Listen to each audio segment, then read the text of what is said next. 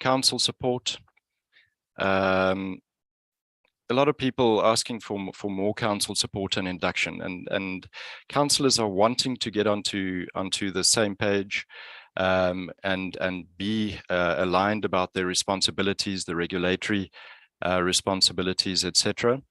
Covered all aspects, sufficient. People must be appointed on merit and not political connection. So that theme coming across very strongly. Administrative officials cannot serve on political structures, and we know that that is in the draft legislation as well. So clearly something that is on the radar already. Something worth having in local government. Very good principles presented. Okay, and this question, how is it going to be imposed, especially to management? And here we're saying, if we collectively live this as leaders, it gives us a rallying point. It gives us language to start talking about these things. We collectively impose it. We live it on a day-to-day basis, and we ensure that it is lived. There's not enough emphasis on how to deal with those who fall short of the required standard, consequence management. And again, it's about the spirit of accountability that we need to see. People need to abide by it. The technicalities can't be addressed in this code. Okay, stop cadre deployment and get clean supply chain management. Appointment to be, okay, I didn't follow that one completely, but I think you're seeing all of the comments that are there. Administration and politicians must stay in their different lanes. So very much, and that's one of the strong principles that we have there, respecting that boundary between the political and the administrative. We unpack those principles in quite a bit of detail. So we say, what does that mean? So, for example, it definitely means that the politician shouldn't interfere in the appointment processes of lower level officials. Also shouldn't be involved in the tender processes. Okay, colleagues, thank you very much for your input. Thank you very much for your time. If you have anything you want to discuss with us, I can be contacted at kris@tei.org.za. Fatima is right there. You can chat to her as well. She's a very integral part of this project. And also just a shout out again, a thank you very much to our colleagues at SALGA and COGTA, who have really assisted us with driving this process. Yeah, thank you very much, and I hope to sit into part of the conversation. Thank you, Chris. Thank you for your presentation. If I can, Chris, you're still going to stick with us for a little while? I'm going to stick with you till 10. Okay, great. Thank you, Chris. If I can now invite, if we can please give Chris a round of applause for his presentation. And if I can ask for support from the technical team at SALGA with the chairs, please, as we prepare to receive on stage our panel. I'd now like to invite onto stage our panel discussion, which will be moderated by Mr. Mogapi Maleka. Apologies for my pronunciation earlier, Mogapi. Mogapi is the governance advisor at GIZ, and Mogapi's panel will consist, and if the panelists can please come up along with Mogapi, Dr. Solomon Hoogeraad-Vermaak, Prof. Mpilo Ngobane, and Ms. Yvonne Motibi. If you can please come up. As I mentioned earlier, the bios of our speakers are contained on the microsite. You will be able to see them in detail, but Mogapi will introduce the panel members for the discussion on ethical leadership as a cornerstone for professionalization. Mogapi, if I can hand over to you.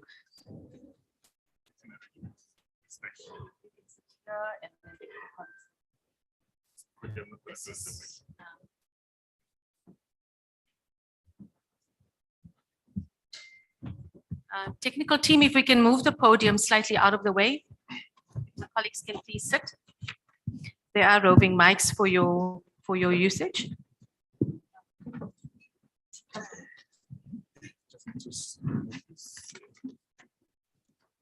Okay.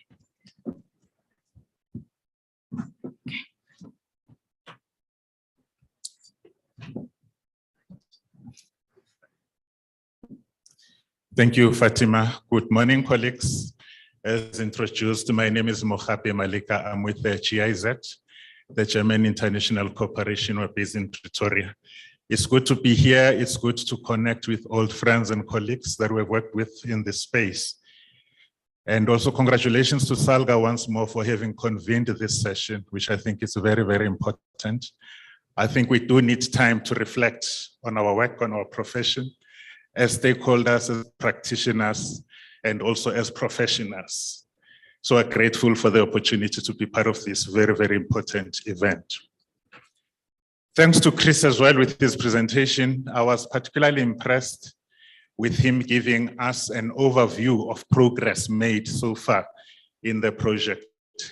Those of you who were with us last year in this session, we got an update from Chris. In fact, it was Fatima doing it at that time, I remember. And today we got a chance to get a sense of where we are. And I was happy that he outlined the process, what's going to happen. There's a summit planned, there's a launch happening, and so on. That was very, very useful. Thanks to that. I'm going to introduce to you my panel that will be in conversation with me, a very, very esteemed panel.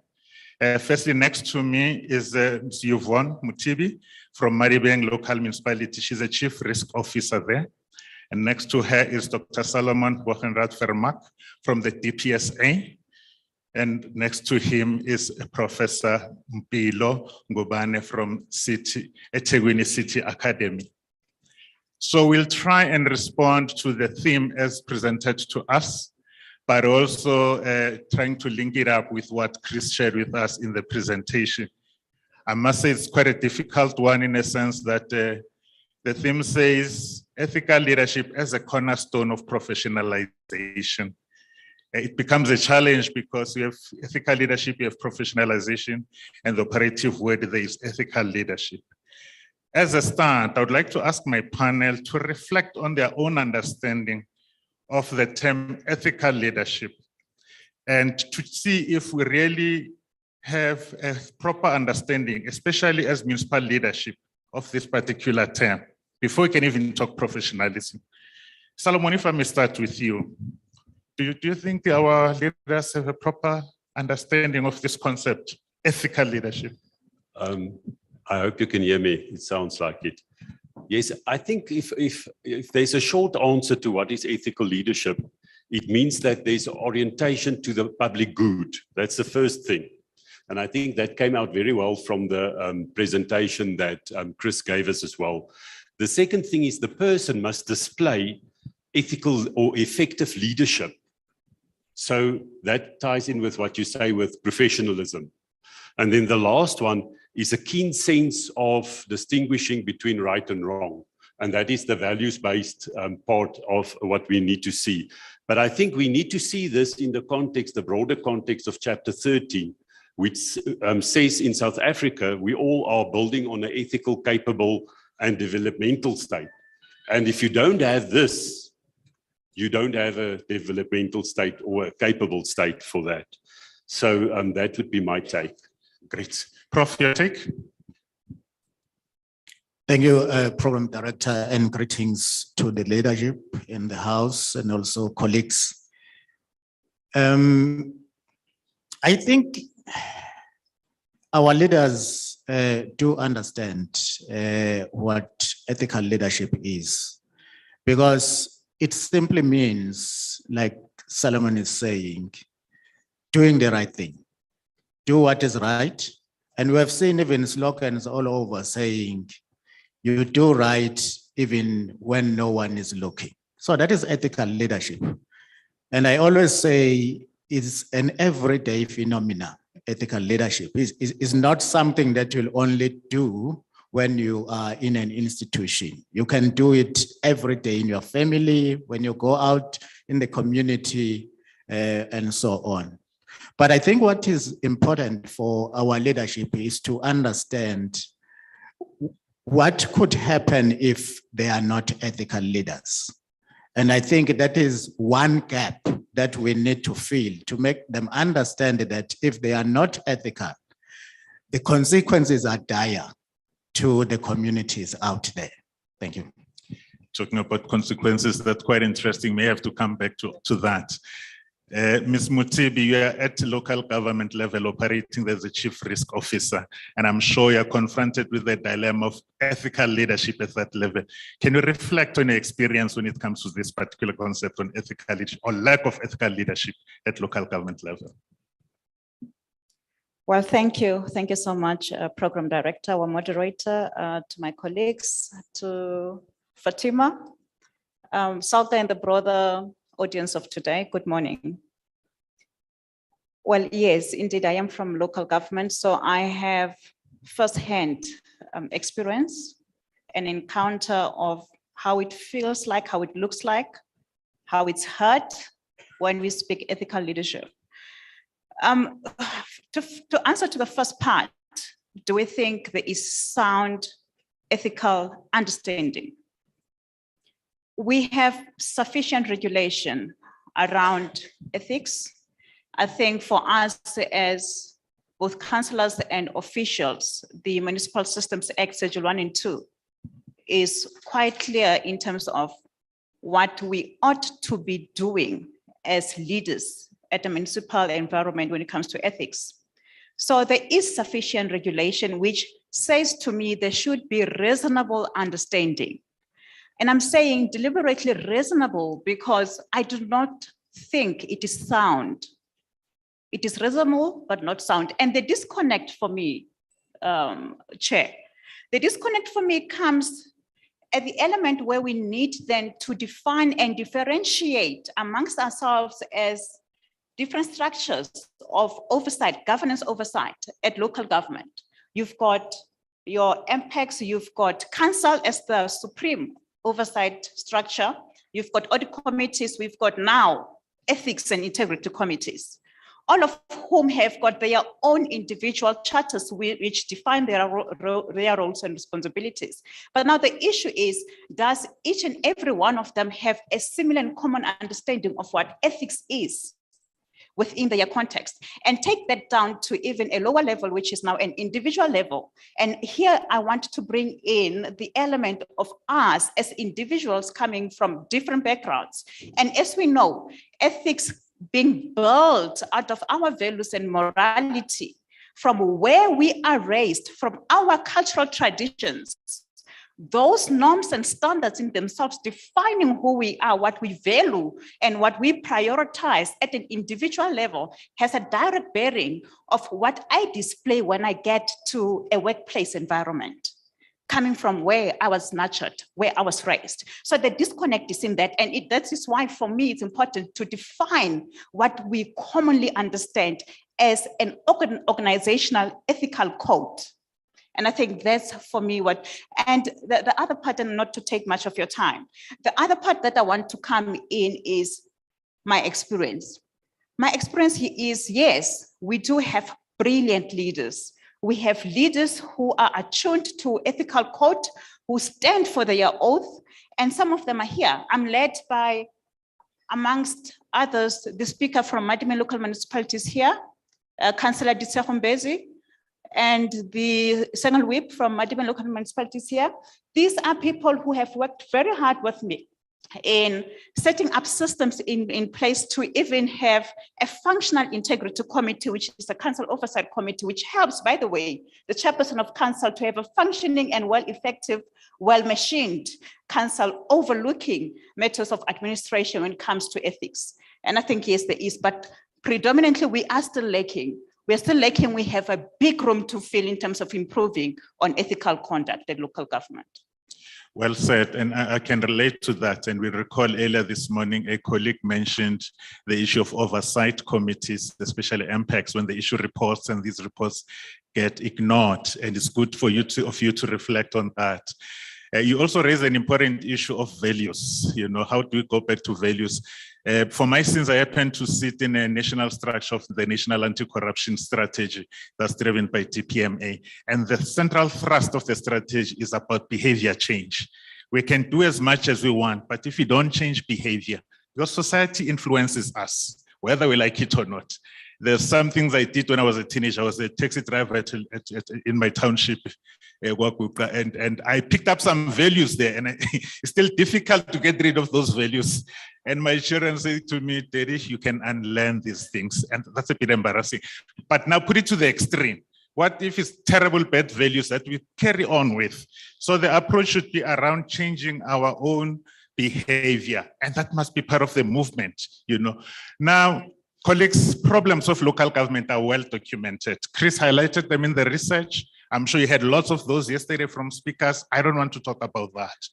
Rather, I would like us to look at practical solutions.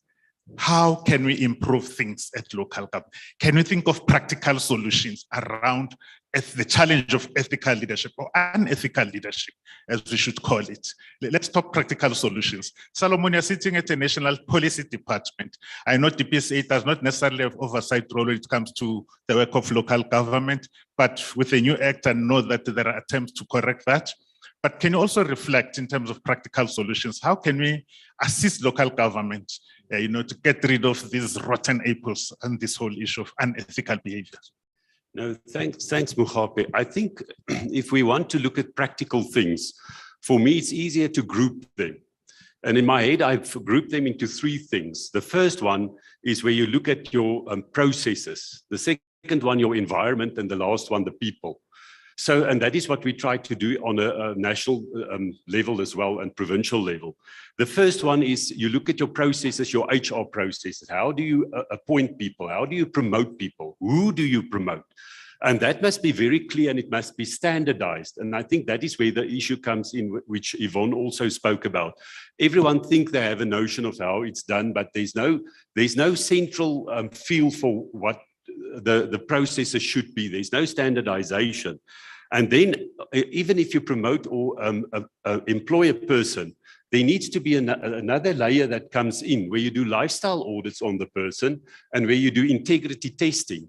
And not only integrity testing where you ask, do you beat your wife? Do you kick the dog? Do you steal over weekends? Because most of the tests, it's really so common sense. You must link it to a voice stress analysis, especially for specific parts and areas where there's then this additional part where you can find if there's people that really has something to hide.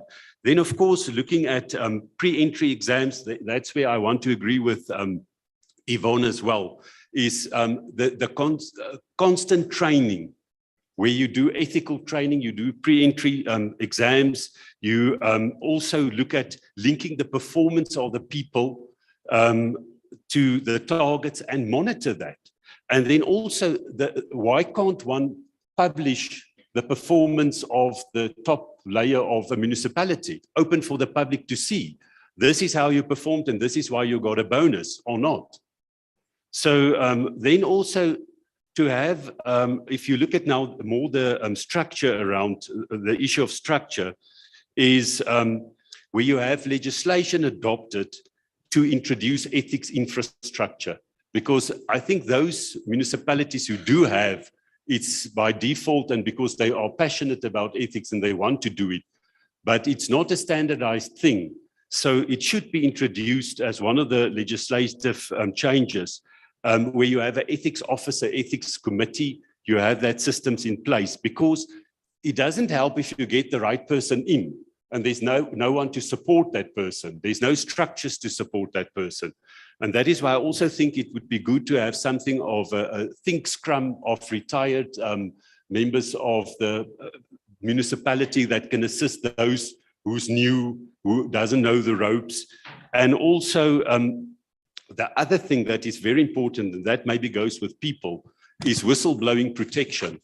And that is where you need the community also to stand together and have practical solutions on how do we protect the people who want to blow the whistle. I heard and I know that it's not easy to be a municipal manager. So that is where you really need this type of things to assist. And then also like the last one that I want to touch on around people is where Chris also spoke about the good people that you have in the system. It doesn't help if you have processes that's perfect, if you have structures that help people and you have a good environment, but people don't have the tools to work with. They don't have offices. They're not treated with respect. So there also needs to be that element where you look at the person and take care of people, the Ubuntu that we always refer to.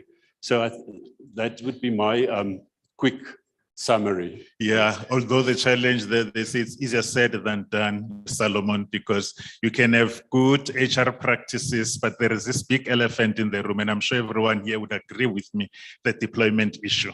It becomes a huge, huge challenge. You can have all well-intentioned principles and policies, but if somebody says, hey, you appoint so and so, what do you do? It still remains a challenge. Prof, you're once a municipal manager yourself, and now you're with the city of eThekwini.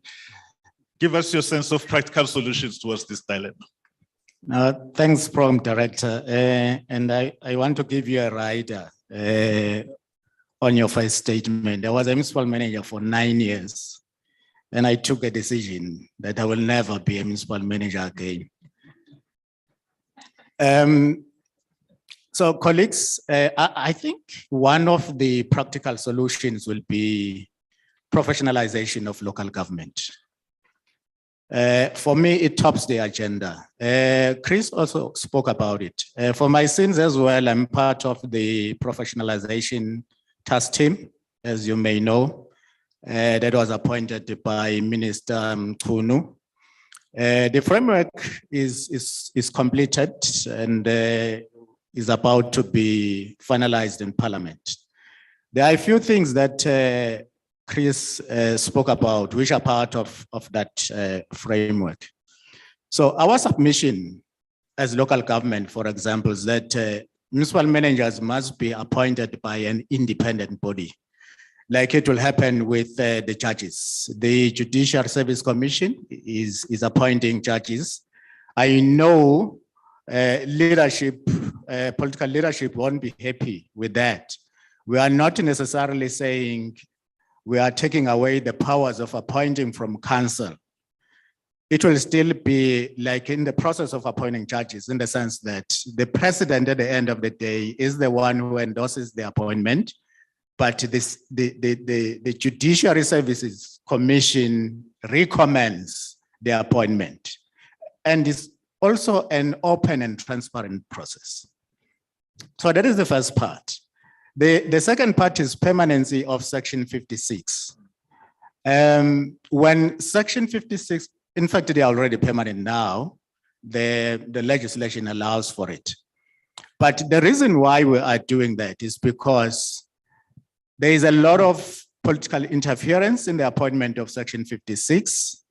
Not only political interference, even the tenderpreneurs are part of that process. They would want to agitate for the appointment of a person that they know is going to support them, and so on and so on.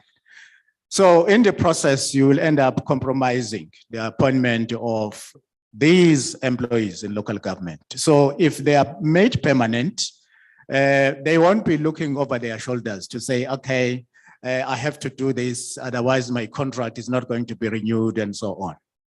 The other thing, the other very strong point that we are coming up with is in terms of the qualifications, especially of municipal managers. What we are submitting is that the accounting officer is the highest authority in administration.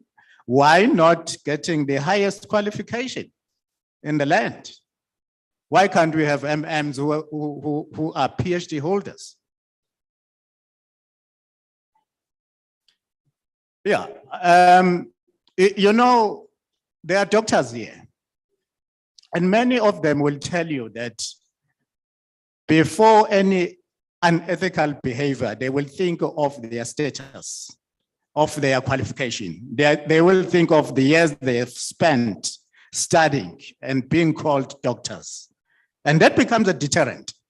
That in itself becomes a deterrent. But obviously we have quite a number of other things that can be part of the practical solutions. For example, in local government, we have a problem with consequence management where we don't sufficiently, I will be very strong on this one, we don't sufficiently punish those who commit unethical misconduct. In fact, in local government, we seem to be promoting unethical behavior. We don't punish it enough. So that needs to be done. In fact, we were even opposing the cooling off period when the minister was saying a CFO can cool off for, a CFO who has been convicted of financial misconduct can cool off for 10 years and rejoin the system. We are saying no. But why would you want somebody who has been convicted, a convict, to come back into your system? That person should be banned from practicing in local government again. But we also have internal processes within municipalities that can be looked at. For example, let's reward ethical behavior. Let's have rewards on ethics, and also let's put and support structures. Many of municipalities have ethics and integrity committees. But then the question would be, do they have teeth? Are they able to bite? So we need to capacitate them. But also, when we talk professionalization, we are insisting that each and every municipal official must belong to a professional body, must be professionally registered. And why are we doing that? Because all professional bodies have codes of ethics. And in fact, it's easier for professional bodies to discipline their members than municipalities will discipline the officials. Yeah. Thank you. No, you nailed it, Prof. Indeed, I was going to reflect on that once people belong to professional bodies, they know what is at stake. And in terms of their names, we know what's happening to lawyers when they misbehave, we know what's happening to accountants and so on. But in our sector, yes, people do get away with murder, literally. We're running out of time, colleagues, but I'm not going to allow Yvonne to get away with this. I do want to get a sense of practical solutions because she's on the firing line. There was a time Adibeng was in the news for the wrong reasons years ago, but I realized that you guys have turned it around. Share with us what you think could be the practical solutions facing the sector. Yeah. Well, I almost thought I got away with that. Thanks. But well, in a short space I've got, I think firstly we need to reject the paralysis of thinking that we should wait for a perfect time with perfect conditions and circumstances before we can commence with doing what is right. There is no perfect time. The perfect time is now. And let's use the letter that we've got in our possession to do something about it. Okay, there's many guidelines that are out there that assist local government to practicalize ethics and integrity. And one of them is the Municipal Integrity Framework, which has worked very well for me. And it is anchored around 4 pillars, which is your prevention. And I think that's Doc and Prof. where you also touched on the pro-ethics programs where we run awarenesses, we inculcate knowledge, understanding, and not just amongst our councillors. It's crucially important for our officials to know it doesn't end there, our communities, because these are the people who begin the process of governance. So we need that end-to-end process, well-functioning process, well-inculcated ethics culture in that process, through the awareness programs. And I mean, there's a whole lot of other programs that are in place that we can tap onto in terms of looking for opportunities of improving our circumstances currently. Yeah. And I see an indication. Yeah, you are running out of time. Do I still have time? Yeah. But I think we have guidelines which are out there to guide us in doing what is right and doing it now. I can feel the passion in your voice. I think we are running out of time. We have to accommodate questions, and Fatima will guide us. I know that we have colleagues joining us online. We didn't greet you and welcome you. Hi, online, we can see you. Thank you, Mohapi. We have time for at least 1 or 2 questions. While we check from the virtual audience, I'm checking on my phone. Can I check around the room? Are there any questions for our panel? The lady with the white shawl, technical team, if we can go with a mic, middle row, the lady 3rd row from the back, please. That's one. And then to the lady in the front, number 2. That's the second question. The lady with the white, the first. And I saw one hand. Please, can the lady with the white shawl have a mic? Her hand was up first. And then there's a gentleman where the lady with the orange is standing. If we just have time for those 3 questions from the room. Ma'am, good morning. Morning. Thank you, Fatima. Mine is on Chris, if he's still available. I'm not so sure, but if it's not, maybe the panel can assist. I just need to find out if the Ethics Institute is having a formal program on ethical leadership, because that is so critical. If they do have it, how many credit does it entail? Thank you. Thank you, ma'am. Let's take the next question. The lady with the blue blazer. Good morning. Good morning, ma'am, and thank you, and good morning, everybody. My name is Pindiwe Gida. I just want to agree with the last speaker there about the issue of accountability and professional bodies holding accountable the professionals within that space. I do have a question, though, that holding someone accountable is predominantly a line manager function, or the responsibility of the governance structure within that institution. Now, if we want to take that responsibility and give it to external professional bodies, what are we doing to the responsibility of the leadership of the institution to hold the people that work in the institution accountable? Thank you. Thank you, ma'am. Let's take the question from the gentleman. Morning, sir. Thank you. Thank you very much. My name is Taylor Bokhwadi from Kangala District Municipality. I really concur with the speakers in relation to matters of ethics and morality. But it is my deep feeling that we are taking this debate from step number 3. And I'm sure we're not cautious or afraid to take it from its base. And the most immoral things or immoral approach comes from political structures. Can't we have a system that will allow us to lecture or to talk to political organization in a way to deal with this? Because the behavior of councils, government officials is directly influenced by political structures. So if you come to step number 3 and leave 1 and 2, which are the bases, it will be more difficult to address these issues. AG's report tells us we are going into a decline. Council disruption, voters turnout tells us our people, just the turnout in itself, not for any political, it tells us our people has lost confidence into a system of being represented by politicians. And it tells you that basically it's because of moral and ethics.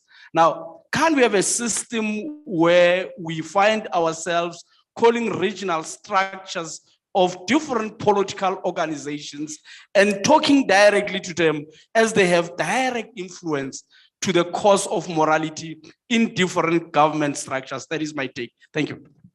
Thank you very much, sir. I think that's all the time. Speaker, I see your hand, ma'am. Assalamu alaikum. Thank you. So I noticed, thank you. I'm going to, Mohabi, if I may, shall I take the gentleman and speaker from Northwest? Yes. Thank you, sir. Fatima Yukatimino. Assalamu alaikum. Walaikum salam. Oh, thank you. Yes. Fatima, I just thank you. Good morning. My name is Councillor Ali Musina, the impact chairperson in the Rand West City Local Municipality. I want to pose a question to all of your panelists. It seems as if I want us to be practical in what I'm going to raise. At construction mafias, we are talking about ethical leadership. Construction mafias has surrounded municipalities like vultures. We are being killed. You might be ethical. We can talk, like in KZN, then we saw what happened with Sindiso Makak. He was killed because there was a report he wanted to give of corruption and all that. it happens with MPEC chairpersons. The municipality where I'm from, I always make a reference. 2 chairpersons of MPEC were brutally killed. Now, I want us to premise whatever that they have said on that, because it seems as if councillors have fear. They want to be ethical. They want to bring, they want to make sure that there's consequence management in whatever they are doing, but they're afraid. The fear is there that they'll be killed and there will be no, people are not being arrested and all. And it is becoming a culture in South Africa. Thank you, We are Councillor. seeing it, yes. Thank you. I Thank just you. wanted to comment on that. Thank you, Councillor. And the very last input speaker for Madibeng, ma'am.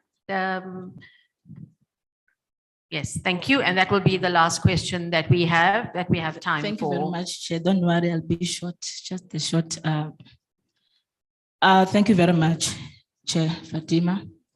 My name is Councillor Disehombezi. I'm the Speaker of Madibeng local municipality situated in the Northwest Pujala district. Firstly, let me thank our colleague and official from Madibeng for representing the municipality well. Indeed, she has put our municipality on the map because in 2021, she got the best risk manager in the entire country. We are proud of you. I think that deserves a round of applause. Let me also thank all the presentation done by the panel members. I want to utilize this platform to get a clarity on the Section 79 committee, which is what Yvonne has just shared with the House to say that as Madibeng, we have established an integrity committee. So there's a confusion in that committee because it constitutes independent members, your professionals. Now there's a question from other members of council that the committee should have a councillor in it. So we don't want, because remember MPEG and other committees, they have councillors. Now for us to, as council, to play oversight effectively and efficiently to the executive, to hold executive accountable, you need an independent committee. So I just need a clarity on that, because in terms of the Structures Act, Section 79, it says council may, not must. Hence, we have an internal audit committee, which is Section 79 also. So can I utilize this platform to get clarity on that? Thank you, Speaker. Thank you very much. Okay, thank you, Speaker. We also have some questions from the virtual audience. Mohapi, I want to take guidance from you. We Sorry, had Program quite Director. a Sorry, bit of. Program Director. I'm not sure whether I should call a point of order, but it's our language as councillors when something wrong is happening in council. I think Program Directors agree that in this seminar, those of us who are sitting in front of you won't participate in this meeting. Because we raise our hands, you don't note us because of this light. Or let's agree that we switch off the light or we move, we sit along the side so that we participate in this seminar. Thank you. I feel deprived my right to engage in this seminar. Thank you. I hope you address that. Thank you, sir. And my apologies. And yes, the light certainly does prevent me from seeing the hands. My apologies. So do you have a question? Yes. No, my sincere apologies. As you rightly point out, please can I ask the technical team, that light is very blinding. If that light from the back can please be placed. And thank you for bringing it to my attention. My apologies, sir. Thank you for affording me the opportunity. Thank you. My name is Tabani Nyause. I'm the speaker from eThekwini municipality. One question or comment from the presenter. He spoke about some of the challenges that we are confronted with in the local government. He mentioned destructive deployment. I want to understand in their interaction with people who were interviewed, the meaning of a destructive deployment. it means there are people or there are organizations who deliberately deploy people to destroy municipalities or something else. Thank you. Thank you. Thank you, sir. Please, can I also ask the technical team to support me if we perhaps are missing hands from up here? And thank you for that feedback on the layout of the room. Mohapi, I want to take guidance from you in the interest of time. How do you want to handle the questions? I think the first one is yours, Fatima, definitely, and then the rest we can share with the panel here, if that's okay. Okay, if I can take the one from the lady about the course, we've been asked by Salga to work together with the team around developing a module on ethical leadership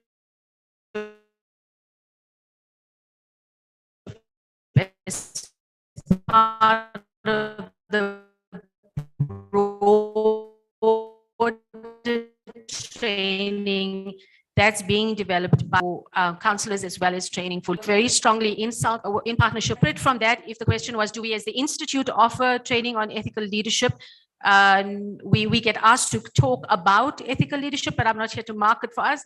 But there isn't a course specifically on ethical leadership. But please do engage with Mike and Ndivhu from Salga, because there is something in the works as well. If I can take the last question from the councillor about the cadre deployment. So councillor, you're correct in terms of the research. What the use of the word destructive deployment practices. What the research tended to show was that deployment was being used inappropriately. Perhaps that's another word to use it, or another way to refer to it, in a way that's destructive to the running of the municipality. So not for its original intent or its intended purpose, but that it was being used for self-interest or personal gain, rather than for the strategic intent of furthering what the objectives of the party was. So that's the context in which the research was using the terminology.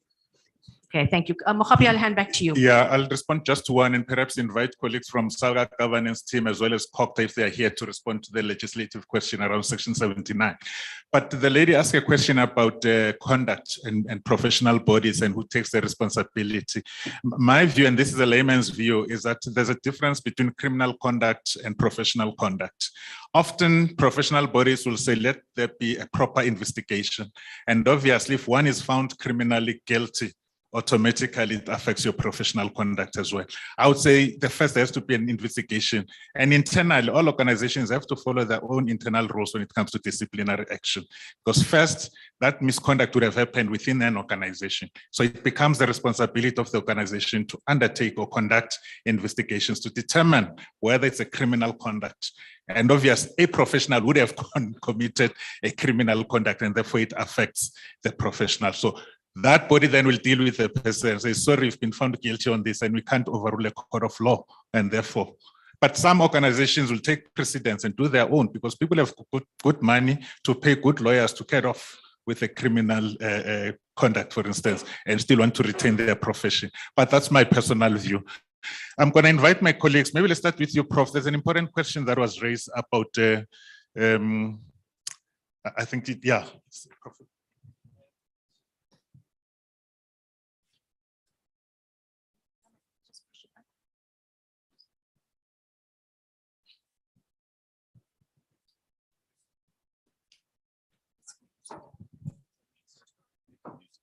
To you, Prof.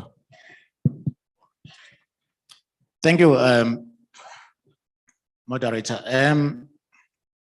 We are not necessarily saying professional bodies should take over the responsibility of managers in local government. But what we have observed is that consequence management in local government is a challenge because of many reasons. One of them is fear. Another one is political interference. And another one is just ordinary sweeping each other the carpet kind of attitude.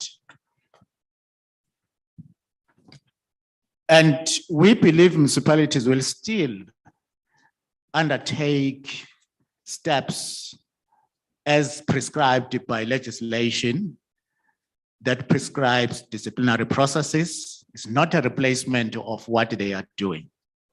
But we are saying, at least for now, professional bodies have teeth, and professional bodies are not scared. And they have taken some people who have committed misconduct to task. And I'm sure you are aware of what happened to the CFO of Transnet. He was struck off the roll. He's a professional chartered accountant, and he will never practice again as an accountant. So that's what professional bodies do. But in local government, unfortunately, it's very lenient. And because of those interferences, people tend to look away. I also want to respond to the comment about politics being the problem in ethics or in ethical leadership and what we are doing about it. When we started the process of professionalization, there was still Minister Mchunu in the office. We said to him, you know, one thing that we want you to do as a minister is to address the political aspect, which is going to hinder professionalization. And we are asking you to take the responsibility of addressing political parties to make sure that you level the ground for professionalization to take place. Because otherwise that becomes an elephant in the room. If you don't solve that problem, this framework will never work.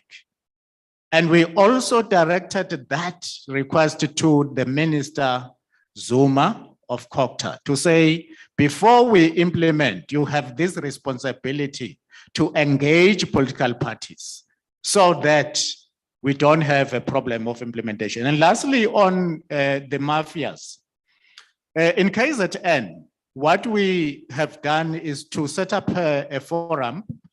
Every Friday, you are able to meet the private businesses to discuss these issues. But we have taken it further to the commissioner of the province, and the provincial commissioner is part of those engagements. And he has even set up a unit that deals with the construction mafias.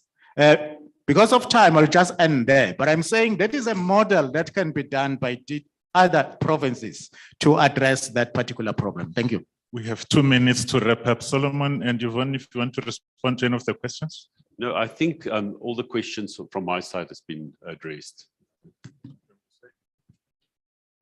From my side as well, maybe just to add on the professionalization one or officials belonging to professional bodies. I also want to agree that the submission is not really to absolve the municipality of its responsibility to hold officials accountable, but it's an added alternative for us. And I think we should run them parallel, you know, because we are equally accountable to our employer as we are to our professional bodies. And it is even more important now because continuous development coming from professional bodies is a leadership responsibility. You know, we should all be belonging to it.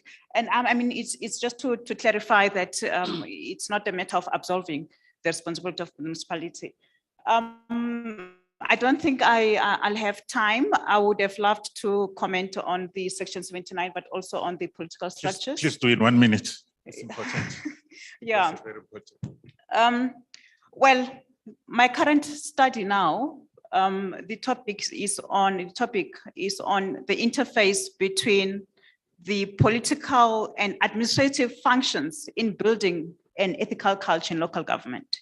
And precisely that, how do we interface between the political and administrative functions, and dissecting from the political constituency which inform the executive mayor, who is the superior to the MM, you know, and how do we divorce it? And I think it's a topic which is very interesting, and I'm eager to see what the outcome of this research is going to tell us and how do we go about resolving it, because it is a burning issue as it is now.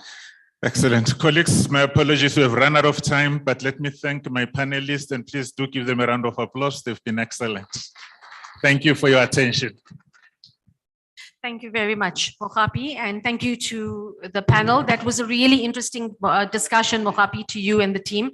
And I think, Mohapi, if I may, just indicate that SALGA is actually working to the question, the very last question, on the committees and the guidelines.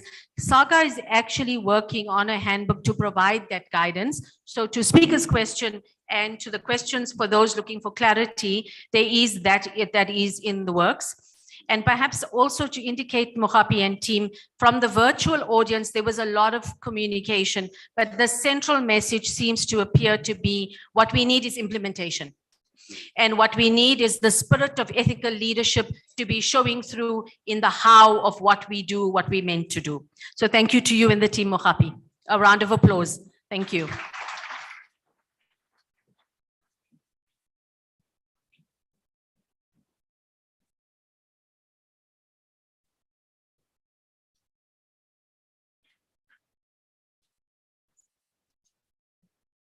Okay, I'm sorry. I want to put an apology up front that unfortunately the setup is a bit challenging today because we've got speakers who are connecting virtually, and we do want to give you the opportunity to see them optimally. So we are moving the chairs right now so that you're able to see the screen in full view. Is that better when the chairs are off? Okay. All right, I hope that you enjoyed that session. In fact, it feels to me like we needed more time. Is that how it felt to you? And I'm sorry that we have to rush it.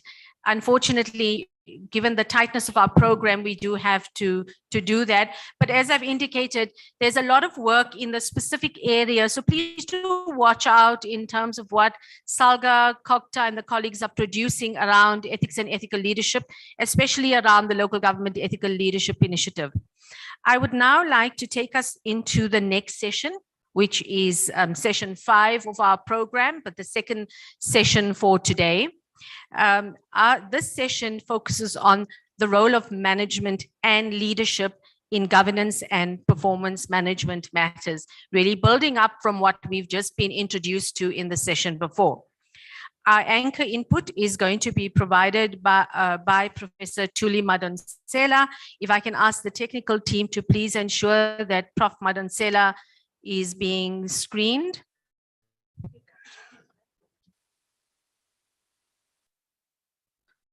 Prof, can I check whether you're there? Oh, if I can get any. I'm here, ma'am. Good morning, Prof. Good morning. Prof, I'm Fatima. I'm the program director for today. If I can just quickly introduce you to the audience. Thank you, ma'am. Prof. Madonsela is the professor of law at the University of Stellenbosch and really needs no introduction. It's an absolute privilege to have Prof. Madonsela with us today, speaking to us on the role of leadership in driving governance and performance management. Prof, thank you for joining us. The floor is yours now. Welcome. Thank you, dear colleague, for this amazing privilege. Firstly, I must just thank you for presenting our colleagues in local government with this opportunity. It is a timely initiative, and thank you for giving me the opportunity to be part of this conversation. I am the director of the Center for Social Justice at Stellenbosch University.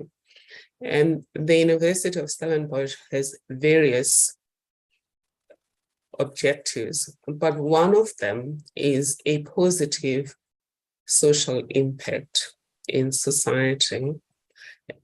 Part of that is around social justice for us. It is also about improving governance and leadership. I'm also part of the Tuma Foundation, full name Thuli Madonsela Foundation. Its focus is on democracy, literacy, and leadership. Again, we believe in being part of the solution, not just throwing stones at people. For me, it also comes from the fact that I worked in government for many years. Firstly, whilst I was at CARS, my colleagues, Haltin Cheadle, Paul Benjamin, Kathy Albert-Heijn, myself, and many others, Professor Guto, Feroz Kachala, we advised government from other side, and we found that the people who were advising were intelligent people and good people. And I worked in government from 1995 to about 2001. And I found that the majority of people in government are good human beings who work beyond the call of duty to do the right thing. They're intelligent, they're talented, they're dedicated. And it's a pity that we paint everyone in government with one brush. And I hope that this cohort that is in this room will not only be a game-changing cohort in terms of doing the right thing, but also a game-changing cohort in that as the colleagues interface with us, we will learn from interacting with them that there are good people in government, which has been my experience as I interact with them previously.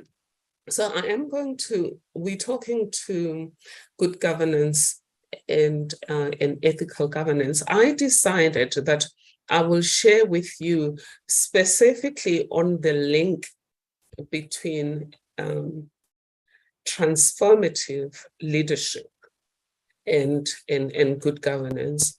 And I just want to know, am I sharing? Not yet, Prof. We can't see it. You can't. Okay, can you see it now? It's on the way from Cape Town, Prof. There you go. If you can please put it in presentation mode, then you're good to go. Okay. Not yet in presentation mode?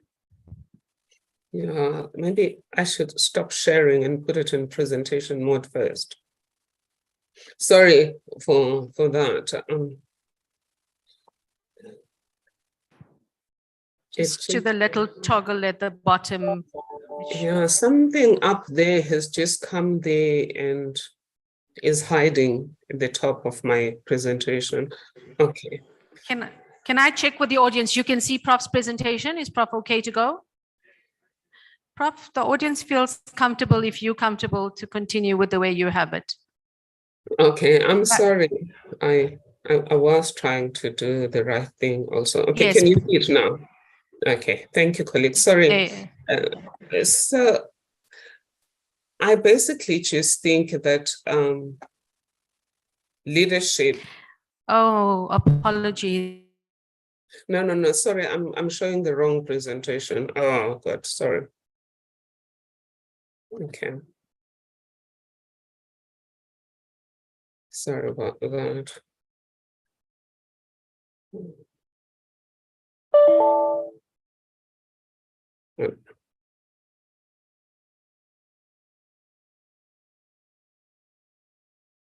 Okay, let me just do this. I'll find the presentation.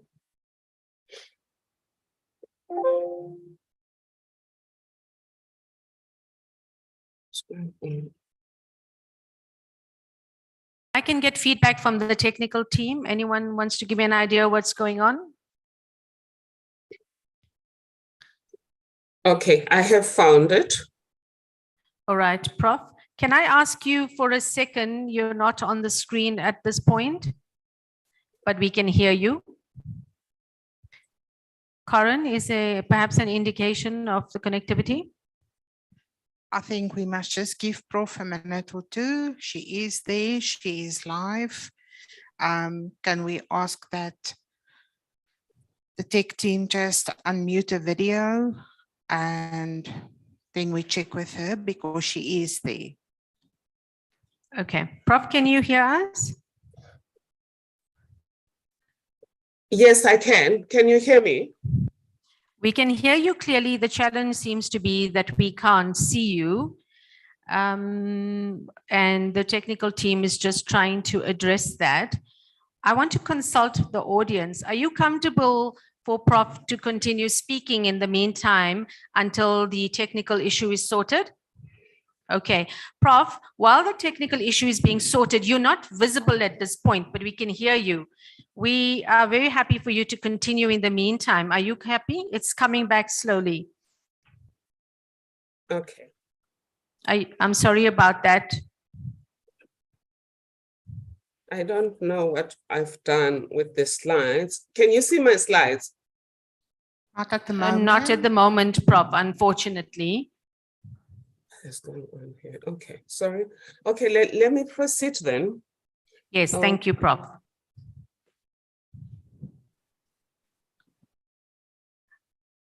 Our audience is comfortable for you to continue without the slides.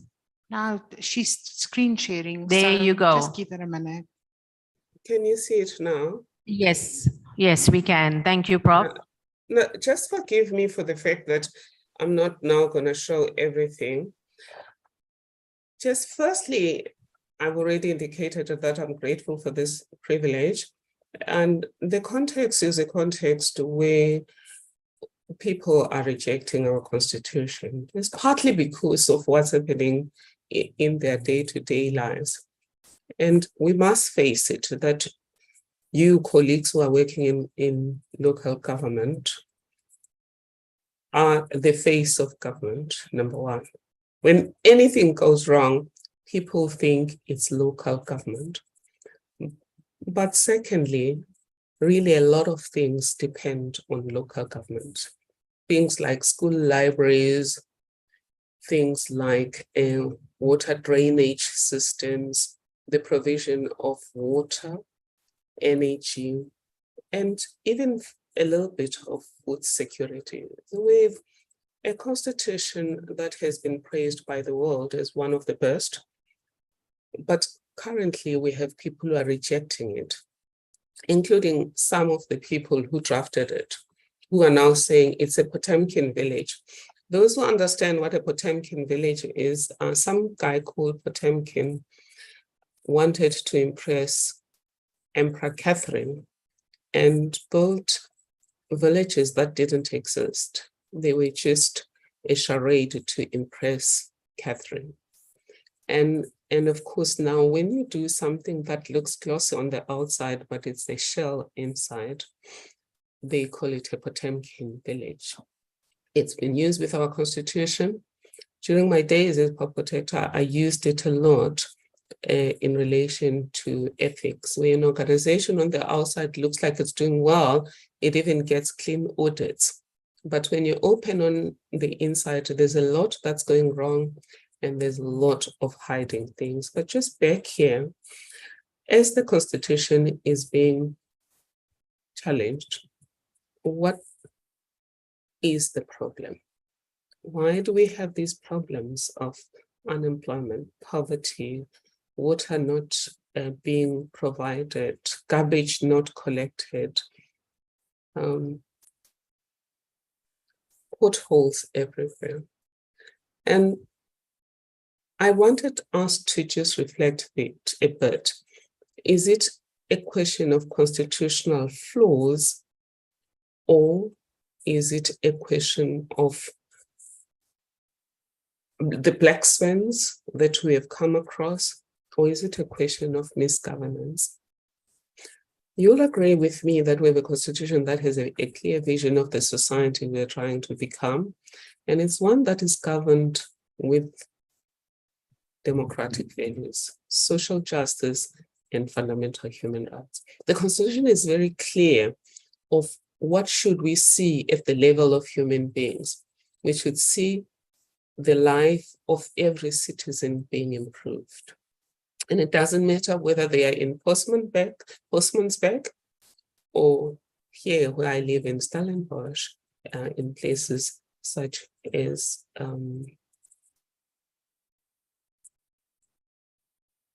De Boert. And whether you're living in Alexandra, on the one side of the highway in Joburg, or you're living in Sandton, the Constitution promises you an improved quality of life. It also promises everyone the freed potential. That means the child of a farmer and the child of a farm worker should have the same freed potential. And that means the farmer and the farm worker should have the same freed potential. There's very specific entitlements. We're one of the few constitutions in the world that made socioeconomic rights justiciable. In other words, rights that you could go to court, like Rodbom did on housing, to enforce, like Zondi did on pound laws. You can enforce, or those in PE municipality who were squatters could take government to court, and various cases that have led to administrative law and human rights law. So very clear entitlements. And even the traditional rights such as human dignity, equality. We even have Section 7 that says the state must realize these rights, which places a positive duty, according to the Constitutional Court, in various cases, including PE municipality versus various occupiers. It tells us what kind of the state must we have, which is partly you, dear colleagues, the character of the state. And there's a whole lot of emphasis on ethics. You'll find that in 96 in terms of the national executive, 136 in the provinces, 195 covers all of us, 237 covers all of us about putting people's needs first. Before doing fancy do's, we have to make sure there's water, there's energy, there is food, there are roads, there are libraries. We can't, as we are organizing fancy do's, tell children we can't build libraries for them. And during COVID-19, those who were poor, already not having home libraries, suffered the same problem in that they couldn't go to community libraries because of the congestion there and the requirements of social distancing. We have a very polycentric accountability framework that makes sure you can't capture one institution. So Nelson Mandela said, even the most benevolent of governments have within them people with propensities for human failings. That's why we've had these polycentric institutions of accountability to make sure that no person is ever without a remedy for injustice. So how is it that people end up doing? How is it that people end up banning things when they need things changed? So clearly there's a difference between reality on the ground and the promise. And that's why then other people say we have a Potemkin constitution. But I want you and I mix myself with you because I work for the university. So if the quality of experience of the students at the university is at odds with the quality of experience expected in the constitution, we have to ask ourselves, where does the problem lie? Is it true that our constitution is a Potemkin one, or are we failing to give life to it? Or is it possible also that the fault does not lie in us? It's the black swans that we've come across. Our first black swan was digitalization, because things like Uber, etc., devastated our economic systems. Globalization generally eats small traders. So we're not ready for that. And as a country, we haven't digitalized sufficiently. So as part of good governance, as a part of transformative governance anchored in ethical leadership, how do we make this happen? How do we move beyond this logjam? One of the things that have shocked me was a document from a national department that said local government has no role in advancing equality. I was shocked to the core, because local government had a huge role in creating disparities. And for a national department that is charged with advancing equality. And I'm not going to say what that department is because my purpose is not to shame anyone. As I was just asking, how can any institution that interfaces with people be told you don't have a relationship to advance equality? Because even if it's just transactionally, you have a duty to advance equality. But here at Stellenbosch University, we say also, when you create your bylaws, when you implement your bylaws, you've got to think about who am I making these laws for and how will they be impacted? Will the existing disparities and asymmetrical power relationships between them be exacerbated, or will they be improved? So clearly, there is that challenge with local government. I mean, I've been to municipalities that have land, but they've replicated apartheid disparities. Those that were squashed in one little corner during apartheid, still there. Hostels still exist. And one of the Tuma Foundation ambassadors said it's criminal that we still have hostels because they were meant to dehumanize Black men, to infantilize them, to call them boys, and to make them behave like boys for the rest of their lives. And we still have those hostels. So, but I was at the point where I was saying black swans such as COVID-19, digitalization. I must admit that they've exacerbated our situation. But you have to ask yourself, if we were operating according to the constitutional vision and guardrails, would we have experienced what we experienced under COVID-19, under the Ukraine war? Would people have fallen off?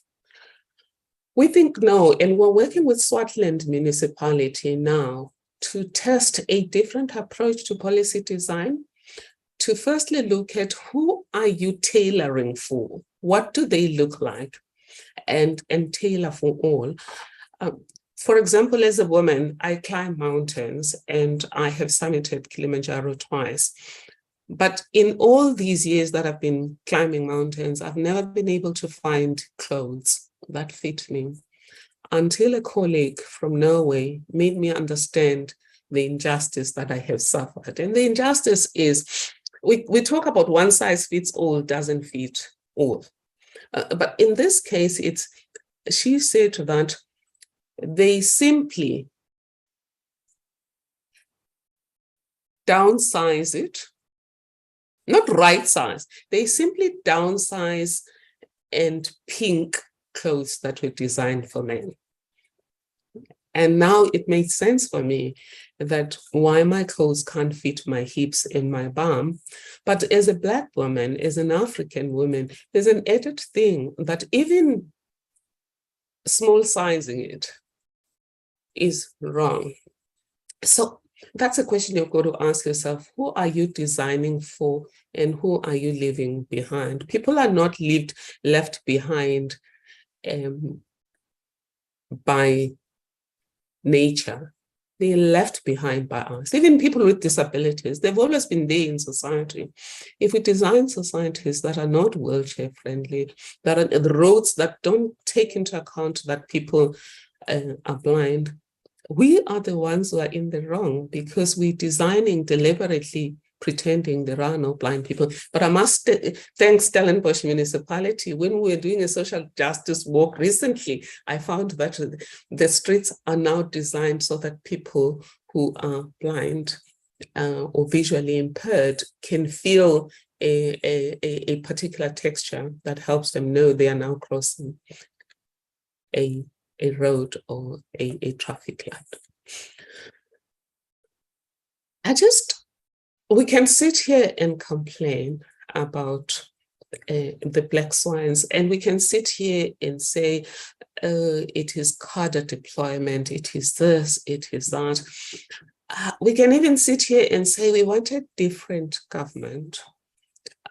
And for me, when I speak to colleagues in government, I don't engage in that. I saw a training that was designed for IEC officers that was asking them to think about changing governments. And I thought this is dangerous. It's not our job to tell people what to think about who should govern. It's our job to tell people or to share with people ideas on how to do things right. So, dear colleagues, we are in a sink in a ship in South Africa that's sinking like the Titanic. And I think that's what Joel Netshitenzhe and others have told you. We are at that crossroads where we either are going to fall down and it's going to be difficult to come back from that precipice, or we can save ourselves. And we can decide whether we're going to sit here and blame people, or we're going to sit here and look at what's in our control that we can do. Because leadership is about influencing and inspiring yourself and others to think and act as desired in order to achieve specified outcomes. And one of the stories that struck me as I was growing up is a story of people that were sitting around a dying fire, and there were 6 of them, and each one had a log to revive the fire. And I think each one of us in this room has a log to change government, to change our society, to change every situation that annoys us, that vexes us. All of those cheeses that have been moved, we have the power to make our own cheese, if I were to borrow from Spencer Johnson. So this case in a poem by James Patrick Kinney that's called The Cold Within, these 6 people had an opportunity to revive the fire in a cold night and very dark. Each one of them literally chose not to use their stick or their log. They gave themselves reasons. The first one saw a person who was not from their church, not even a different religion, not from the church, not Muslim or Baha'i, and just fellow Christian, and decided, I'm not going to use my log because this person who's not from my denomination is going to benefit. A white person looked around and saw a black person and said, I don't want this black person to benefit. They kept it. A poor person saw a rich man, decided they can't have it. The rich man, not also knowing what the poor person is thinking, kept his because he didn't want the poor person to benefit. A black man looked around at all of these white people and said, they've exploited my people for many years, time for revenge. Kept his log. The last man, or last person, are all the people we know. I said I climb mountain, they are for a cause, for caring for girls, where we collect pets, and Action for Inclusion, where we're fundraising for student debt. But there are people, believe me when I tell you this, they will not give you a cent unless they can claim it back from SARS. So this man, like some of our friends and relatives, will never do anything if they can't immediately get a benefit out of it. Looked around and thought, these people are not going to pay me back, and kept his log. And James Patrick Kinney says, they did not die from the cold without, they died from the cold within. But I often wonder whether we don't have a 7th person there. The one who not only withholds their log, they actually pull out the logs from the fire because they want the fire to die so that they can start a new fire themselves and be the hero of starting a new fire tomorrow morning. And this is what I see that's happening with the coalition governments. People not caring at all what humanity needs. We are in crisis. The whole world is in crisis. No, this one didn't support me. They're out. I'm going to do a vote of no confidence. There's just no sense of why are we here? But we are in this boat that is sinking. We're in this democracy fire that is dying. And I think some people are just pulling out the logs to kill the fire fast. The truth is, you have no guarantee that you'll be alive tomorrow. but you also have no guarantee you will revive that. Look at what happened in Libya, what happened in Egypt.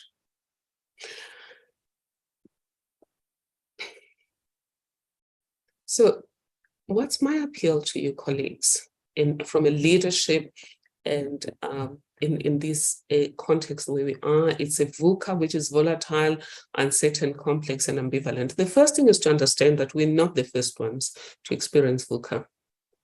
Since humanity existed, there was always VUCA. It's just VUCA differs from epoch to epoch. Whilst ancient men had to battle with not knowing where the next saber-toothed tiger was going to come from, not knowing when it was going to rain, trying to figure out, not understanding geography the way we do, or climate change the way we do. And we're battling a slightly different thing. So if we can accept that it's not the kind of crisis we can't handle, we can anticipate, use data to anticipate the crisis, I think we can do better. And these lessons that I'm talking to you about are lessons that have helped me. I've worked as a school teacher, as a trade unionist, as in government like yourself, as a full-time law commissioner, as a public protector, and now as a law professor and director of the Center for Social Justice. But the center just became a center last year. I was just an ordinary lecturer, just in a chair for the first few years of my university. And I've now had an experience of leading from the bottom, leading from the side, and leading from the top. But one of the things I learned, dear colleagues, in all these years is that the most important leadership is leading yourself. And the most difficult form of leadership is leading yourself. The second most difficult leadership is leading with others. So because at the foundation and at the center, we believe that you lead at 3 stages: leading yourself, leading others, and leading with others. And as we go through perma-crisis, the ability to make these quick decisions, but consistent decisions that are integrated with each other, that are based on a systems thinking, context adjusted, but future perfect, or at least future aligned. It requires a certain kind of leadership. And this is what we discovered.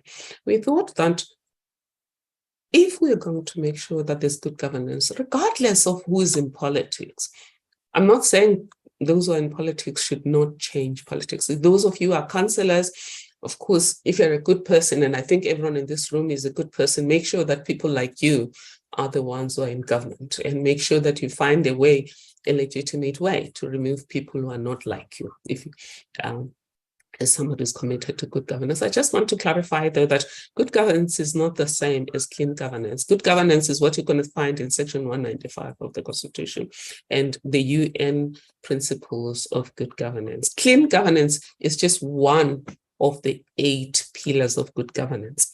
The rest of it includes equality or equity or social justice, includes efficiency, it includes consensus-driven, includes inclusiveness or democratic governance, etc. But I want to just share very quickly about what I discovered as a public protector, and which is something we've now developed at the Tuma Foundation and we train on, is that ethical governance needs to be pegged on something. So we've designed something that is called EPIC, the EPIC Leadership Code. It's like the code that people use in the Rotary Club. Because leadership is not when you are governing in a meeting only, when you're making big decisions. Leadership is every decision you make every minute of the day, because everything you do or do not do has implications for influencing and inspiring yourself and others to think and act in a particular way, resulting in certain consequences. So the EPIC Leadership Code wants you to apply a 5-way test, like the lottery, like the Rotary test. The first one is the leadership question. who do you want to inspire, influence and inspire? To do what in order to achieve what? Just be careful that everything you do or say will inspire, will influence. I see people, for example, jumping around in parliament and doing things. Young people are learning that when you disagree with people, scream at them, insult them, and threaten them. So we are influencing and inspiring people. When you don't ask where the money came from, when people have stolen money from government and all you want to see is that they're wearing their Louis Vuittons, etc., you are influencing and inspiring people to think and act in a particular way. And this I saw, I grew up in Soweto. We used to despise, or my parents and all of the grown-ups used to despise tsotsis. And eventually in the 80s, they became comrade tsotsis. And the compromise was that now they don't steal from us, they steal from town. But already you've now breached the integrity because you're saying they can steal as long as they don't steal from us. And one day I went back to Soweto and this young fellow grabbed my bag and ran away. And the young woman that I was traveling with ran behind him and wanted to beat him up and said, you have no shame stealing from us, which was not saying you have no shame stealing. It was you have no shame stealing from us. So that's a problem about who are we influencing to do what? Because people think government money is not anybody's money. And that applies with wastage. I've had to inspire teams wherever I was to say, no, it's our money as team members, because these are resources for us to achieve whatever we want to achieve, but it's also people's money. So government money is not nobody's money. It becomes important, though, that to understand that we influence and inspire, not only when we lead consciously, we influence and inspire wrongly, in the wrong direction, or we mislead people unintentionally. So that, which takes me to the ethical way. What is the right thing to do? With ethics, I presume you've all dealt with ethics. The only thing here I'll say to you is that ethics also includes social justice. And it's been proven that often people behave badly because they are resentful. You'll find this in Plato's Republic that was written in 5th century BC Athens. That when people are angry and resentful, they do things that are that lack virtue. And then secondly, in modern days, the Max Planck Institute did this with monkeys, where 2 monkeys were given the same job. Monkey A didn't know that there's monkey B, and when it came to rewards, monkey A was being rewarded with cucumbers. And then they lifted the veil so that monkey A could see monkey B.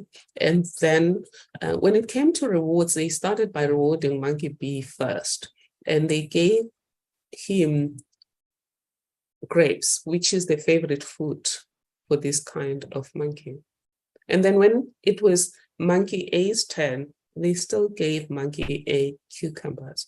Monkey A got very angry, refused to cooperate, threw away the cucumbers, and even tried to grab the grapes from monkey B. And this, for me, takes me to challenges such as the construction mafia, etc. Is that if together as South Africans, we don't build ecosystems where hardworking people can be guaranteed all kinds of opportunities, not just low-paying jobs, all kinds of opportunities. If we don't create a system where justice operates, it doesn't matter whether you're a president or a cleaner, wrong is wrong, and consequence management applies to everyone. We get a society where Chief Justice Mogoeng said it's a society of self-help. So that's... Prof, I'm sorry to interject, Prof. I'm so sorry to interject, ma'am. If Prof can move towards closure, unfortunately, for time, Prof, I'm sorry to interject. No, thank you, ma'am. You are not wrong. I am in the wrong here. So dear colleagues, just to conclude that it's very important that we make sure that what we do is ethical, purpose aligned, impact conscious, and committed to serve everyone fairly. We also have discovered at TUMA that to be able to do this, though, you've got to anchor this in an approach that puts purpose first, principles, plan, a clear plan, and performance guardrails. And this I got from Professor Koopman here at Stellenbosch University. So why do we want to not leave someone behind? Firstly, it's a constitutional duty. Secondly, it's a human rights duty. It's also a soft law duty in terms of the SDGs. But fairness to all also unlocks potential. And just going back to one of my slides here is that as we're talking about, for example, professionalizing the public service, we're actually in line with an African proverb that says, if you want prosperity for a year, grow crops, for 10 years, grow trees, and for a century and beyond, invest in people. So that leaving no one behind, which the SDGs say we should do, is not just a human rights issue. It's not just a peace investment, as they say in the Treaty of Versailles, the Copenhagen Declaration, the Convention Against Racism, and many other human rights instruments. It's also an investment in a functional city. Imagine if you unlock all of your people, what do you get? You get the kind of life they had in Mapungubwe, because the alliance was based on Ubuntu. And Ubuntu, you unlock the potential of everyone because you understand that you're not just as weak as your weakest link. You're also as strong as your strongest links. And if you bring everyone on board and unleash the potential of everyone, as the Constitution says, you get a functional city that is thriving in this world where we are struggling with a heightened VUCA world. And thriving cities make sure that there's less fragility at the level of individuals, at the level of families, but also at the level of the country, the continent, and the world. So my note to you is that we're counting on you to be game changers through epic leadership and through transformational leadership. And what's the key to that? It's epic, it's the 4 Ps, it's acquiring certain intelligence, like being emotionally intelligent, socially intelligent, spiritually intelligent, and normal intelligence. And we keep saying we're looking for better leaders. I believe that everyone in this room, and I mean it, you are the leaders we keep looking for. You are the problem solvers of our challenges. Thank you. Thank you, Prof. Prof, I hope you're able to hear the huge round of applause from the room for your inspiring speech, as well as giving us some tools to be able to use around navigating the issues around ethical leadership. Prof, I hope you are going to stay with us. Are you still going to be online? Yes, ma'am. Should I just remove my video? Oh, yeah. Yes. Okay. Thank you, Prof. If you can stop your share, and that'll be great. I am now going to call up our panel that is going to deliberate on the input that has been made by Prof. So if I can ask the technical team for support with the chairs, please, in the meantime. And then if I can ask under Ms. Pindigida's moderatorship, I can ask the panel to come up. So Dr. Tina Nzo, Dr. Nontobeko Matlala, and Prof. Nicolene Barkhuizen to please come up for the panel discussion on leadership imperatives for effective governance systems. While the panel comes up, I think we should all take a stretch. Do you want to stand up and just stretch a little bit? Talk to the person next to you, person behind you. take a quick stretch. It's been a very interesting morning. Please don't leave, but stretch.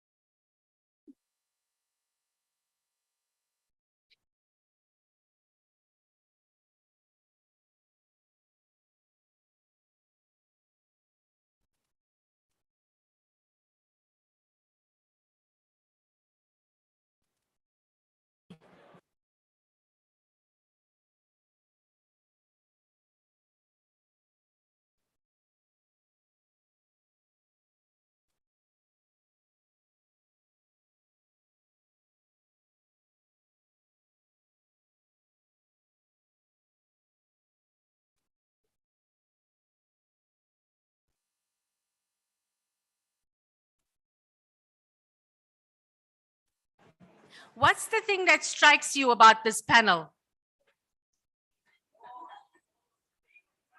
It is a woman-packed panel. How awesome is that? I think just for that, they deserve a round of applause. Woman power, excellent. Fantastic. Okay, thank you for your patience. I know that we've had a couple of stop-starts this morning and some challenges, but we appreciate your patience and your understanding. We have, before our panel starts, we have another little gift to give out. Who can tell us what is the Compact project about? The first hand up with the correct answer. It's being displayed in the lobby. It was showcased last night. The gentleman, so Karen is the auditor here. Karen, who are you moving towards? Lady here at the back. The lady at the back. Karen saw a lady at the back.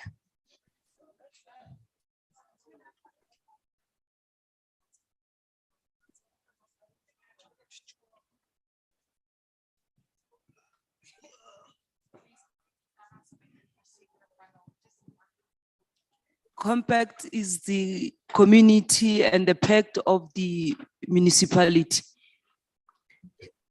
Are you happy, Karen?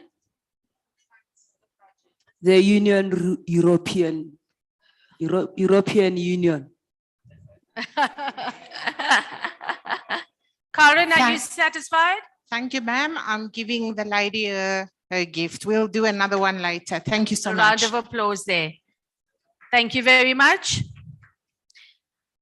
I'm a bit concerned with the threat to my own integrity, given what was said earlier this morning about my ability to make 1 p.m. So to the speaker who started that this morning, please don't put me under pressure for 1 p.m., but we are definitely going to try our best to try and get to that point. So if I can hand over, Pindi, to you and the team, and if you can please introduce the speakers. Thank you. Thank you very much, Fatima, and good morning, colleagues again. My name is Pindiwe Gita. I am the Chief Officer for Human Capital and Corporate Services at SALGA. And I've got this panel of powerful women with me. Next to me is Dr. Tina Nzo. She is a senior researcher at the Public Affairs Research Institute. And then I have got Professor Nicoline Buckhazen. She is a professor at University of Johannesburg in the Industrial Psychology and People Management Department. And then we've got Dr. Nondobeko Matlalela Koza. She's a municipal manager at Ehlanzeni District Municipality. Welcome, ladies.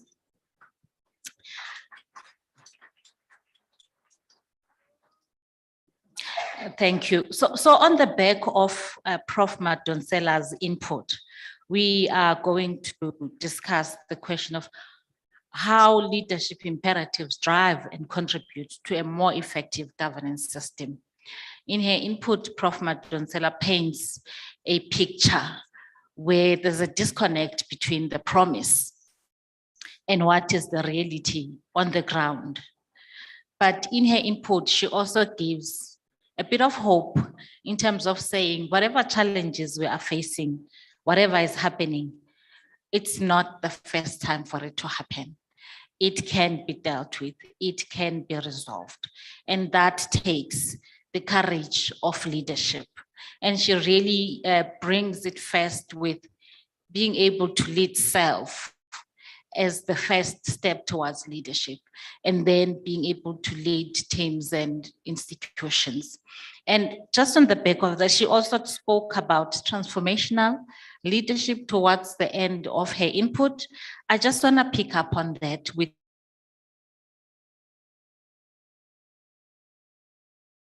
you, Dr. Nzo. You wrote in about a week's time, and in there you talk about the call for adoption of modernized forms of governance, and that in terms of transformative leadership and qualitative representation. What do you mean by that? Thank you very much, Pindi. Just to hook on the tail of what Professor Madonsela spoke about, in relation to the article that I had written to the MNG, I was discussing the unmaking of city mayors in coalition governments. And the reason why I wrote about that article is because when you look at the way in which our public leaders, particularly mayors, who are supposed to be leading a city that has a heterogeneous community that has different needs, different sociological, socioeconomic backgrounds and needs, communities that are diverse in their making, you have to understand that you need a leader who's going to be able to represent that heterogeneous community. And when we as communities have to look at the kind of leader that political parties are choosing on our behalf, because under representative democracy, there are limitations. We are represented by political parties that we have elected, and then when they go into council, they take decisions on our behalf. Now, if you're going to have a coalition government that breaks up, and the kind of leader that they have put up in their initial election is no longer taking the mayoral seat, shouldn't we as citizens have a say in that? Because at the end of the day, we need to understand that, number one, we need a leader who's going to represent our heterogeneous needs and socioeconomic needs.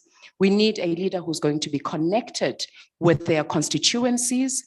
We need a leader that is going to lead the institution because they have a public and an institutional role to play. Now, does that leader have the necessary experience and track record to show that they can handle, for example, a budget that is with 77 billion? Does the leader have the ability, to connect with other facets of government and actually inspire the administration in terms of taking the right policy decisions? So those are some of the questions that I was actually raising in that article, that shouldn't we have a say in the kind of leader that we ought to be led in the city? And then lastly, if you're going to have that leader leading, a pack of councillors who are sitting as members of mayoral committee, shouldn't that leader have the gist in terms of what needs to be done in those structures? So these are the various components that I was talking about, which actually points out to the fact that as citizens, we need to understand what constitutes mayoral governance and leadership in local government, and how do we have a voice in determining the kind of leaders that we want. Thank you, Dr. Nzo, for that input, really touching on probably the kind of leader that we need to have in those councils in terms of understanding what we really need and what is required to inspire the administration to do what is required. Let's come to you, Dr. Mahlalela Khoza. You are in a municipality. How does this marriage between governance and performance management play out in the municipality, in everyday lives of what municipal managers do? Is it helping? Is it effective? How is the effectiveness of governance in terms of the council? How does it affect performance?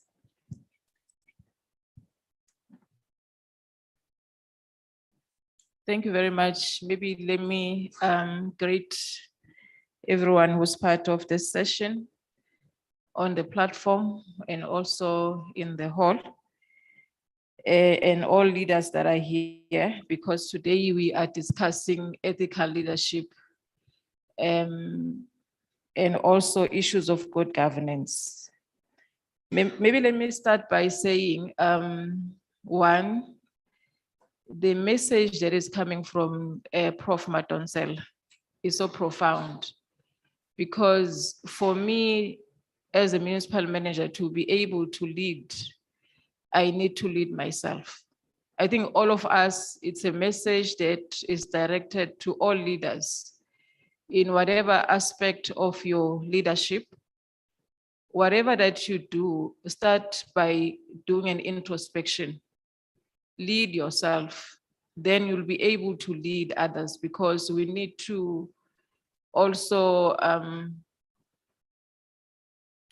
be an example to the people that we are leading.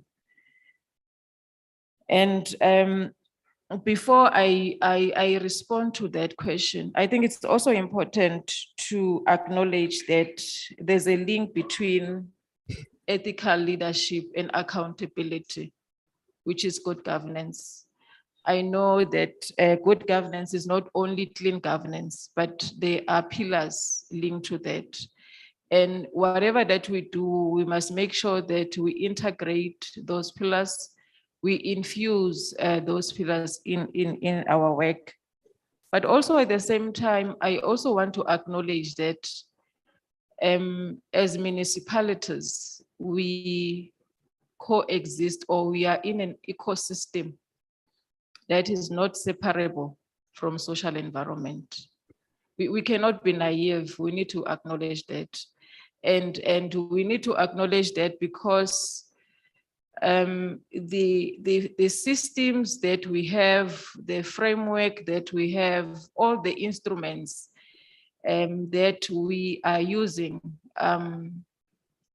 in our work, we are doing it in understanding that we're in an ecosystem.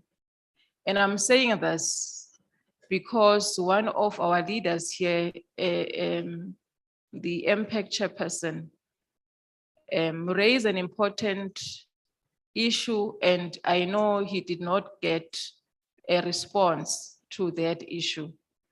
It's important that we professionalize the space. It's important that we be assisted to professionalize the space. And there are instruments in place. We can bring regulations, we can bring so many things, but we really need to do what the law is saying. And we need to be assisted to do that. There are structures in place that assist us as municipal managers and the leaders to do exactly like what you were asking me. For example, in our municipality, and maybe before I talk about our municipality, there was a presentation that was done earlier by the speaker in terms of the link. There's a link between the audit outcomes that we receive and ethical leadership.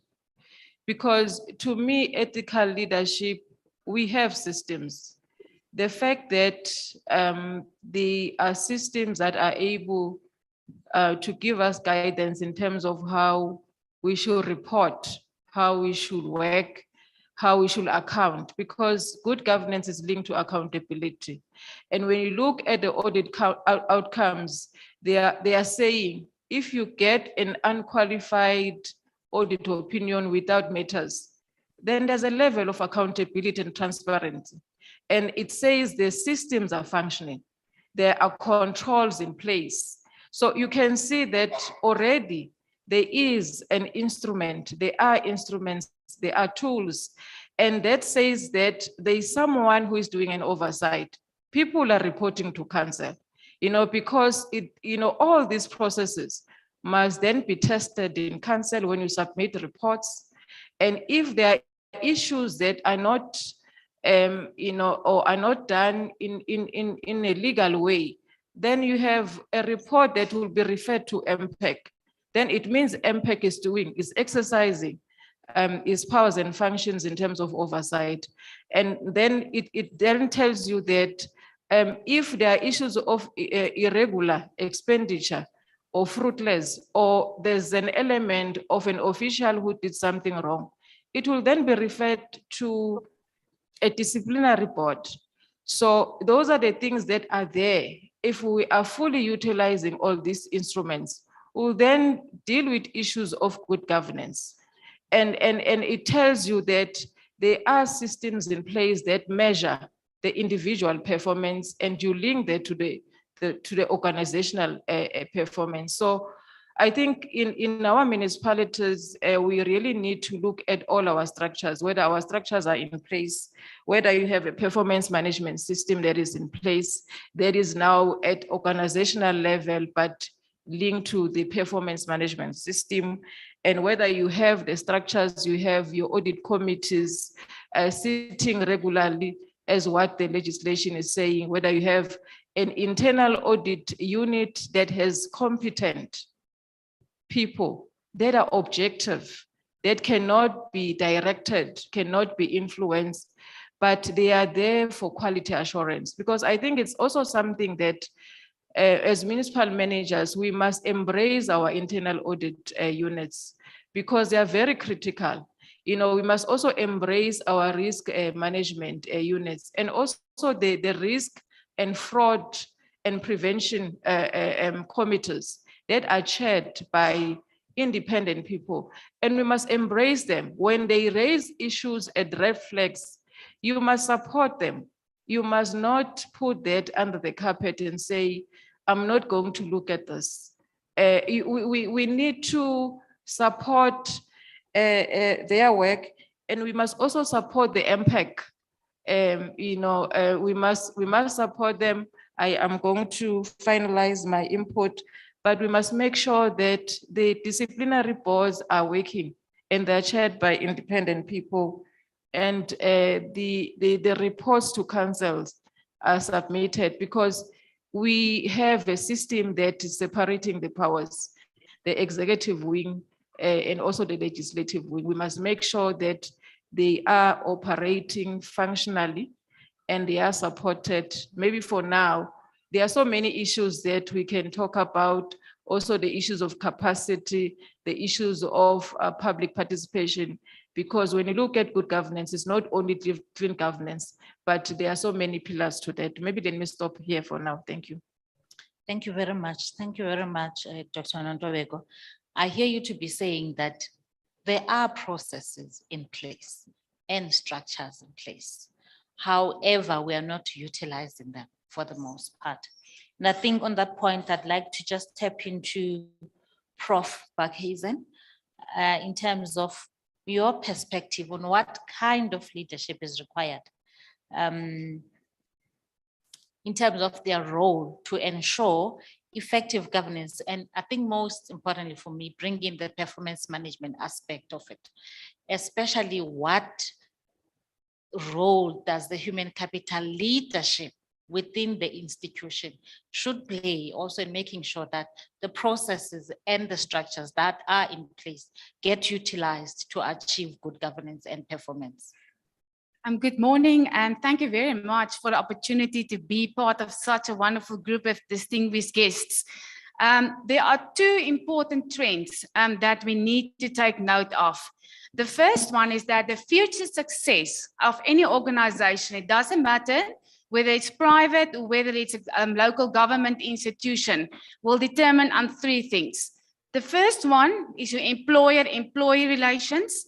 The second one is the use of technology. And then lastly, and it was also mentioned quite a lot this morning, is social justice and social impact. The second very important trend that we need to take note of is that the most sought after skills by 2035 will be soft skills. Now, what are the implications? So it's not IT skills, it's soft skills. So what are the implications of that for us as leaders? Number one, workplaces are moving towards a more humane type of workplace. It means that we will have to take up the task and to care more about our employees. Now you can ask, okay, but so what for leaders? Now, Einstein, and believe me, I'm no Einstein or I'm no scientist, but Einstein developed one of the most powerful formulas ever. Energy times equals to mass times the speed of light multiplied by itself. Now you can ask, oh, what does that Einstein has to do with leadership? Very important, the first thing, as leaders, we are the energizers. We set the frequency, the rhythm within our workplace. So all of you, we've all have radios, and there's nothing more frustrating if you turn on a radio and you can't properly hear what's going on. So we are the catalyst, we are the energizers. And what is important to be an energized leader, and Professor Madonsela, you will also know in academic terms, I'm going to confirm your hypothesis this morning. We need to become talent intelligent leaders. Now, what do I mean by a talent intelligent leader? And people, please, it's not all about IQ. But number one, we need to have business/governance intelligence, meaning as a leader, we need to understand the environment in which we are operating. And that is both the external and the internal environment. And my colleagues also refer to what's going on in the outside or environment, all the challenges that we have to deal with. But we need to be conscious of what's going on. Otherwise, as leaders, we will not be able to direct our people in the right place.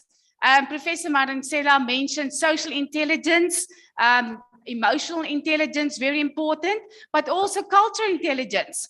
As leaders, we need to start getting to know our people. We need to start recognizing the psychology around people, because if we understand people and how their mindsets are working, it's just much easier to lead them. Moral intelligence.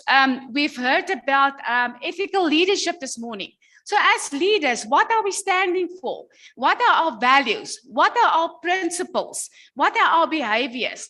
Are we people that others are looking up to and that people want to follow? And also importantly is digital intelligence. Whether we like it or not, some people are already talking about 6IR. I'm not even with 4IR yet.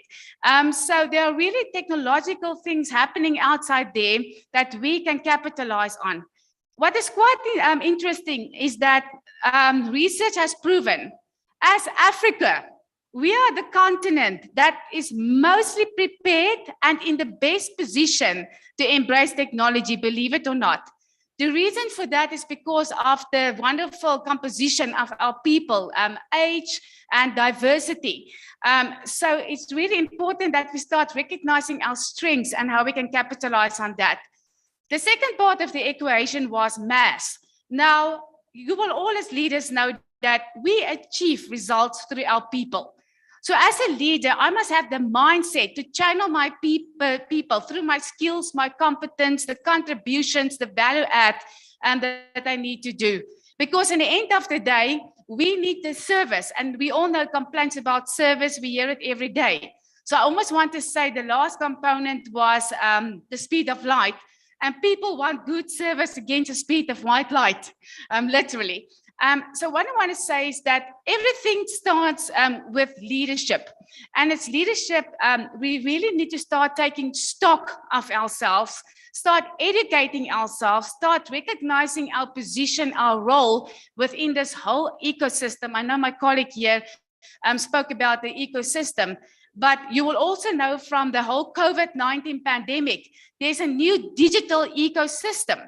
I mean, bargaining councils couldn't even function during COVID. Many things had to be done online. So how do we embrace that our people can still deliver, that can still perform optimally? So I think what is very important for me, and we've also tasted that, is this whole concept that leadership really needs to move to become more talent intelligent, recognizing the unique characteristics, their abilities, their talent intelligences. I've touched on 6, but there are actually 24. So leaders are going to be very busy. But I think what's very important is that we embrace that, we channel our people, and we can be of a quantitative and a qualitative value, having concrete outputs, but also outputs of quality to our people. Thank you very much, Prof. I almost feel like you were in the room when I presented to the SALGA executive management team yesterday. Not word for word, but basically same concept about leadership starting with us and being the responsible party for self, for the teams, for the culture, for the talent of the organization. We have to go into the questions. Unfortunately, Fatima is on our case. Thanks, Pindi, and thank you to the panel. I'm going to ask Corin. Corin, is there anything, we didn't have much time for the virtual audience in the previous session, so anything now? Let me check with my colleague. No, thanks very much, Chair. I think what we have received on the chat is more of the appreciation of the presentation by Professor Thuli Madonsela, but there is kind of a statement and a question and advice to municipality from Aaron. And the chat reads as follows: the presentation by Professor Madonsela is much appreciated. I like the fact that the Prof touched on clean governance. Most municipalities tend to disparately run to get clean audits, yet they are nowhere near good governance. How do they expect to achieve clean audits when their governance processes are not effective? My advice to municipalities, they should pay attention to their clean governance pillars and processes as a start. And then there is a question which is broadly to all municipalities. And the question from Chima Nganzo is asking, is there a municipality with an effective functioning disciplinary board? Thanks, Chair. Indeed. Shall we check in the room for another question? Yes, please. Okay. Can I check in the room if there's, I think we have time for one from the room. Is there any questions for this panel before we respond? Corin, you seeing anything? I don't. Maybe someone wants to make a comment. Okay. I think, Pindi, to you and the panel, important messages around tone at the top and leadership commitment. Corin, did you spot a hand? Can I ask the gentleman there with the red shirt? So you wanted to ask, you wanted to comment? You. Is that, are we covered? Thank you, Karen. I think we can come back to the room if there's further questions. But I think I'll give an opportunity to the panelists to respond.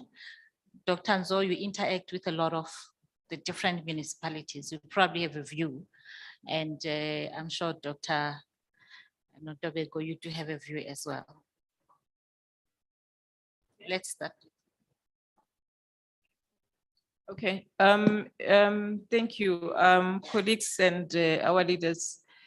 Yes, in Ehlanzeni we have a functional disciplinary board. So I don't know whether he will want to come in and do some benchmarking. Yeah, but as I said, there's a link between how we comply with the legislation and good governance.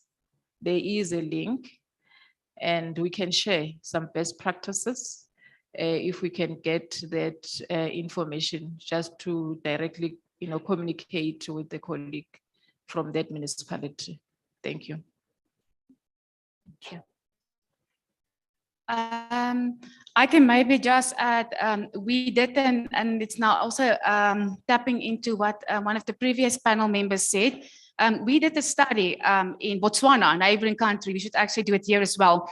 And we found that the effectiveness of that specific local government institution depended first and foremost on the leader creating an ethical organizational talent culture. Meaning that there are values, there are clear vision, direction in line with the national imperatives of what the country wants to achieve, and that the leadership actually possesses of all the intelligences that I've just mentioned. And the specific council that we were working with and government institution, they were ranked the best in Botswana and they were producing very well. So what I want to say is that there's definitely evidence, and I also agree with my colleague here, that like if you get it right from a leadership perspective, and the right culture, definitely there will be great results out there. Just also to add on that, local government, is a sector that has different institutions with their own different institutional cultures. And you've got to understand that context is very important. One municipality may not, have the same kind of institutional issues as the other, and so are the leaders. They come in different forms.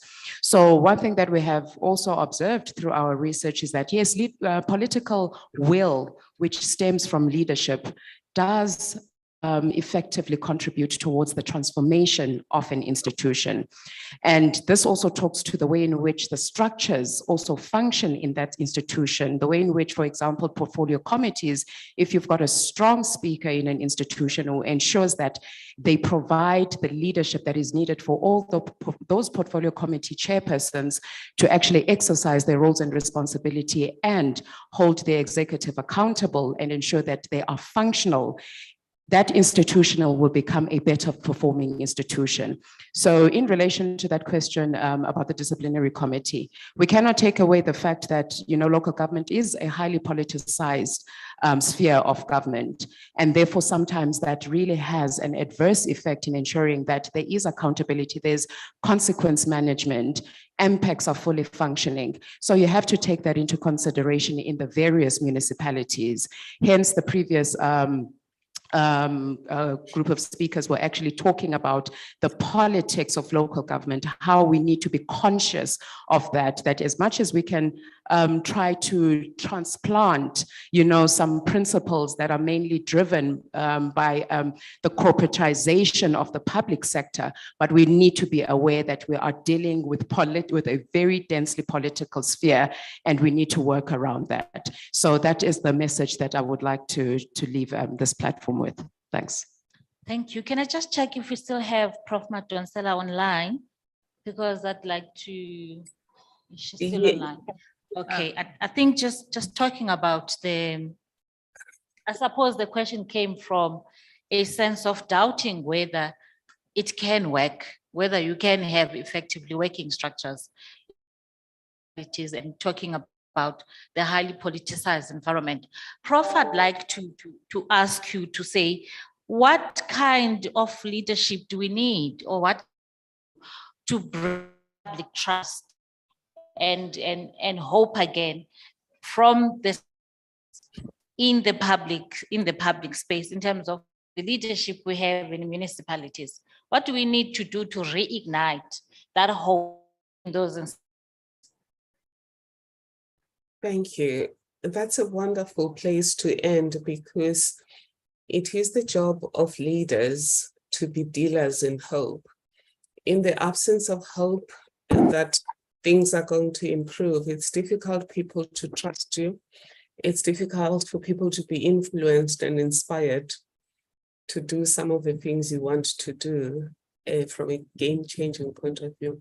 I would say, as the colleagues have said here, you firstly have to lead yourself in such a way that you can also influence people without telling them what to do, by just doing things the way you do them, and people will follow. This is where we talk about impact coaches. I recently attended an event where everyone was dressed the same way. Everyone was wearing a blue blazer and a blue shirt, a light blue shirt. gray pants, and they really looked lovely. They were farmers. And I said, how, you guys used to wear those khaki shorts, etc. What is this a new uniform? And they said, no, it's not a uniform. The guy who was the CEO at the time dressed that way. But because people liked his ideas, they liked the way he carried things, they liked the way he made them feel, they liked the way he made them believe in possibility. Somehow they liked even the way he dressed, and they started dressing like him. So I would say, if you're a municipal manager in these spaces where there are councillors and there are all of these shenanigans, the starting point will be to lead from below. I spoke about 3 levels of leadership, but there's also another way of looking at leadership, that you can lead from vertically, you're at the top. You can also lead from the bottom and lead people. The starting point is that social compacting. I liked that question where you asked people, get these councillors at the start to have a compact of what are we trying to achieve regardless of who is in power. And based on the constitution, I also like the idea of saying, if we have a heterogeneous community, how are we going to make sure that we lead, we transformatively lead, so that the transformational blueprint in the constitution means something to everyone, regardless of who they are. So you start with that kind of social compact. And then secondly, not just a code of conduct, really an agreement on how are we going to deal with each other. I was impressed in Sweden many years ago when I went there. That was a country that started as Vikings, but they agreed that the way they're going to talk to each other is going to be based on human decency. And they're going to find each other the way people find each other in Stockholm when people misbehave, if you just speak to each other indecently. Because neuroscientists will tell us how we speak to each other, what we say to each other can hurt people as much as throwing physical stones at them. So if you're going to create an organization that thrives, it needs a culture of infragility. And you build that by how you work with people, which takes me just lastly to what the colleague said about all of those intelligences. I agree with them. She spoke about context conscious and also about cultural intelligence. All of those are built in the 4 intelligences, which also includes being a systems thinker that understands the interconnectedness of things, that anything you do or say, any action you take or do not take reverberates in the entire system within your municipality and beyond. Thank you once again for this privilege, and good luck as you leaders. We are in your boat. We are in the same boat. So we're rooting for your success, because if you go down, we're going down with you. You might maybe fall first, but we'll come down with you eventually. Thank you. Thank you very much, Prof. And thank you to the rest of the panel. And really, if we can just take away the one thing, if we forget all the other things, which Prof said, is that every minute of every day, we are leading by the decisions we take. But I like the fact that we need to think about how do we make the people feel, the people that we're working with, whether it's our colleagues, it's the communities we are serving, it's the councils that we're working with, or it's the administrative arm, but really as a leader at an individual level, in your day-to-day interactions, how are you making people feel? Thank you very much. Thank you. A round of applause for the panel. Thank you. And thank you, Prof. Thank you. Can I ask for support from the technical team? Thank you, ladies. I think another round of applause for this woman-packed panel. Thank you. Fantastic. Thank you. Can I please ask for support from the technical team just to bring the podium back on for our next speaker? We're now moving on to session 6, which is the journey towards professionalization. The anchor input here is going to be delivered by Ms. Rebecca Matsi, who's a senior researcher at SALGA. The input is on delivering a repurposed local government professionalization model. a focus on institutionalization, institutional professionalism, and inclusive communities. In the interest of time, Sonwabo, if I may ask you and the panel to come up at the same time to take your seats, it will assist us in terms of time while Rebecca gets ready. Rebecca, you're welcome.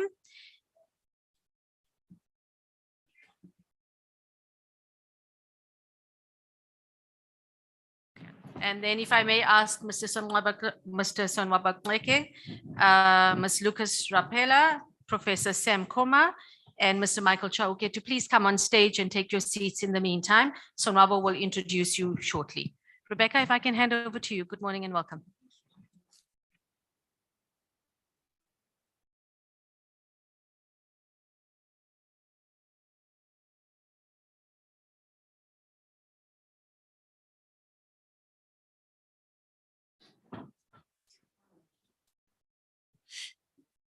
Colleagues, can we just check? We're looking for Mr. Lucas Rapela. That also forms part of this. There you are. Thanks, Lucas.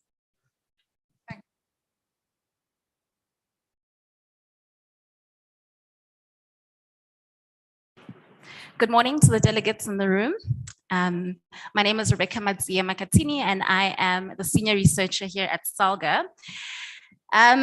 Having the last session is always a bit of a challenge. I know that people are anxious to get going, and so we will be brief in this presentation. Colleagues and delegates, this presentation, while it is an anchoring input into this session, in many ways, it is also kind of a tying together of what this seminar has been about. For the duration of this seminar, you've had a chance to, in some ways, get a glimpse at what a professionalized local government system would look like through the lens of effective governance and effective performance management systems. And the purpose of this presentation is really now to share with you all what is SALGA's model of professionalizing local governments. And I'm having a bit of challenges with Okay.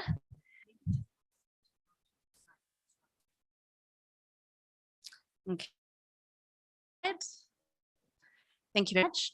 And really the purpose of this presentation, as I mentioned, is to deliver a repurposed local government professionalization framework. And we're particularly going to focus on two of the pillars of the framework. We can go to the next slide. Thank you. The business case for professionalization, a lot of the issues have already been raised throughout this seminar. It is not new, the concept of professionalization. And in some ways, I'm sure we're all thinking that how many times can you say professionalization before it actually loses its meaning? And the hope is that we kind of demystify what we mean when we talk about professional. The challenges are well known to the House. We know the issue of audit findings, the irregular expenditures. We know that the Constitution sets imperatives for a high standard of professional ethics. We've heard this story. The business case is truly well known. The next slide, please. Thank you. Similarly, some of the issues that have also come through in the seminar is the disparities between different municipalities and their ability to attract and retain calibers of professional and technical staff, right? There's a result of high vacancy rates at both the professional and the technical level in municipalities. And obviously this has certain implications on the planning, financing, and management of service delivery and infrastructure provision. We can go to the next slide. This session is titled The Journey of Professionalization. It is not something that is new. This has been adopted by SALGA as far back as 2013. And this model was adopted. And in some ways, some of the gains of the advocacy work of SALGA has ensured that we've progressed to a certain extent. In 2020, we can go to the next slide, thank you. In 2020, we held a national conference at SALGA where we repurposed our model for professionalizing local government. And one of the things that constantly comes up is what is the role of councillors? When we talk about professionalizing local government, the emphasis has often been around the administration of municipalities. But it is clear when we define professionalism that there's within the professionalization framework, that there are some salient components that characterize what is the contribution of municipal councillors. As those who uphold ethical and accountable leadership, which has been a strong theme in this seminar, responsible for oversight and compliance management, continuous professional development, such as this seminar, and also councillors are truly to be custodians of professionalization, culture, and ethos in their municipalities. The next slide, please. The resolutions of SALGA's National Conference truly recognized that SALGA is a driver and an enabler for the professionalization of local government, but it is not the only role player. It is not the only stakeholder. And so the conference resolved that we actually need to mobilize various constituencies to buy into SALGA's professionalization model. And these stakeholders include not just municipalities. Another thing that came through strongly, and it's so nice to see the kind of threads that have been followed throughout this seminar, is the need for us to actually affirm a compact between all of these various stakeholders in the professionalization model. What is the role of municipalities? What is the role of regulators? Professional bodies have a role. What is that role? That's also been quite a tenuous point. What are the other relevant stakeholders' role to ensure the effective adoption and implementation of the professionalization model? We then resolved that within the professionalization model that was adopted in 2013, there was a gap. There was a missing voice in that model, and that is the role of communities and inclusive communities at that. And so the resolutions of the conference further also advocated for the integration of citizens in this professionalization model. The next slide, please. So what then does the repurposed model look like? And it has 5 core pillars.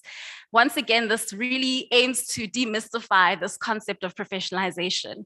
We've had it in the title of the seminar. It's been a theme throughout the presentations and the sessions. But what do we mean by it? What are the actual characteristics that comprise this model?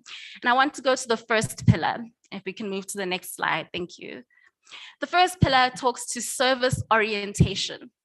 This is espoused by the Batopele principles, right? It is the high standards of professional ethics in the services that are provided by municipalities. What are the service standards? What are the service charters that are upheld in the interest of the communities?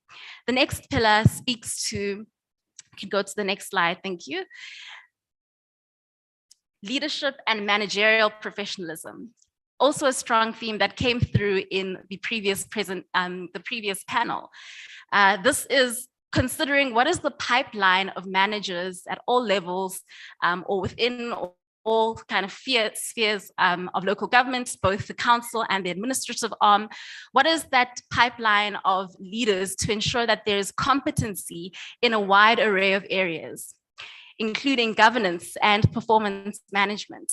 How do these leaders and managers exemplify ethical conduct in their behavior and in their practices as they are custodians of the organization? The next slide, please. Then technical professionalism. I think this is a pillar that is very often called upon when we speak about professionalization. And it is one component that receives quite a lot of attention, but I think the value in what SALGA is proposing in this repurposed model is that technical professionalism is one aspect of it. When we talk about the skills of municipalities, when we talk about their competency, when we talk about their qualifications, that is what we're referring to when we speak about the pillar of technical professionalism. And it begs the question then about, is there really a need for us to think about establishing some sort of professional authority that will guide and govern the professionalization of local government, that will ensure that the technical competencies that municipalities have in their staff are held to a particular body and held to a particular standard. The next slide, please. Then the focus of this presentation for the purposes of this seminar, zoom into institutional professionalism. And institutional professionalism is a pillar that is often overlooked in conversations and discourse around professionalism. This talks about the organizational policies, the practices, the systems, the conditions of services that exist to really institutionalize and embed professionalization in local government. We can think in the context of performance management systems. Performance management is a highly compliance-driven system. It is enforced by various regulations.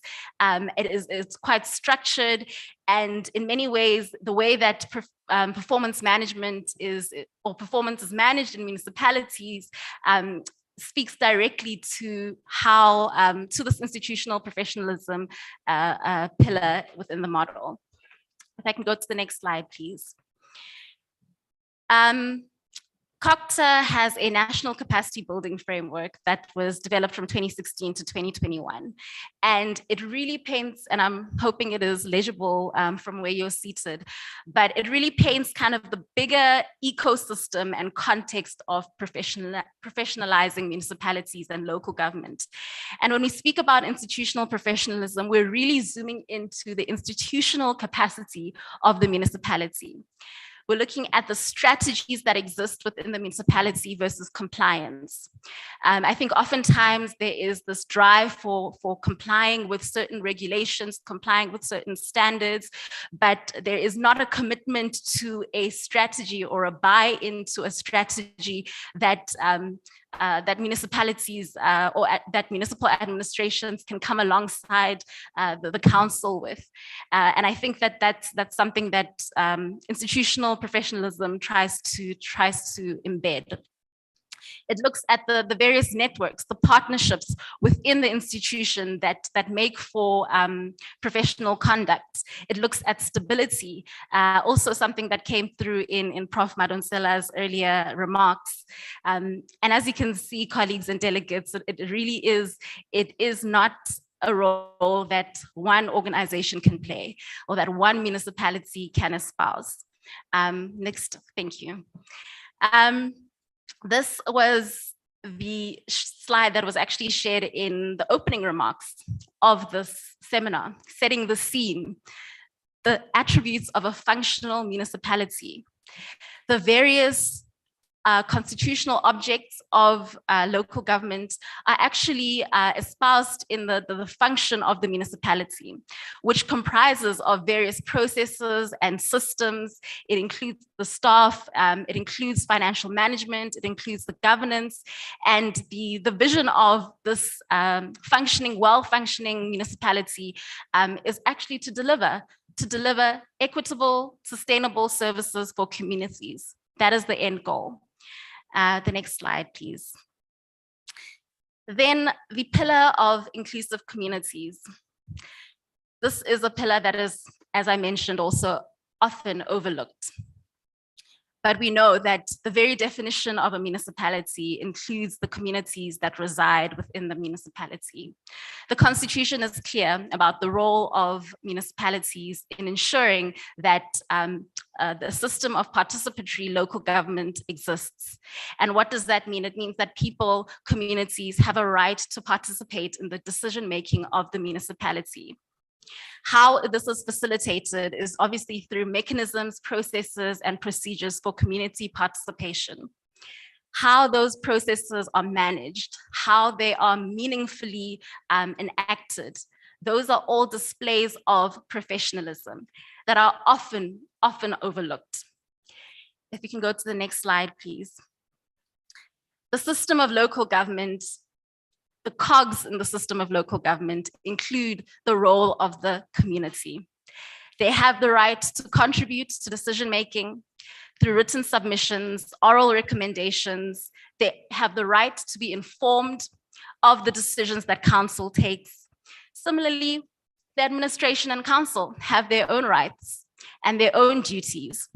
But we can see that in the way that the system of local government operates, the cog of council cannot move without the cog of the community moving. The cog of the community cannot move without the administrating functions being operating well. And so there's kind of the system of flows within the municipality that inclusive communities professionalism as a pillar tries to accentuate and highlight. And it is about the accountability coming from below, but also the policy and direction coming from above. The next slide, please. Many of you are familiar that SALGA's local government professionalization model that has been repurposed works alongside the public sector professionalization framework, which was mentioned and spoken quite in detail about by Prof. Ngubane.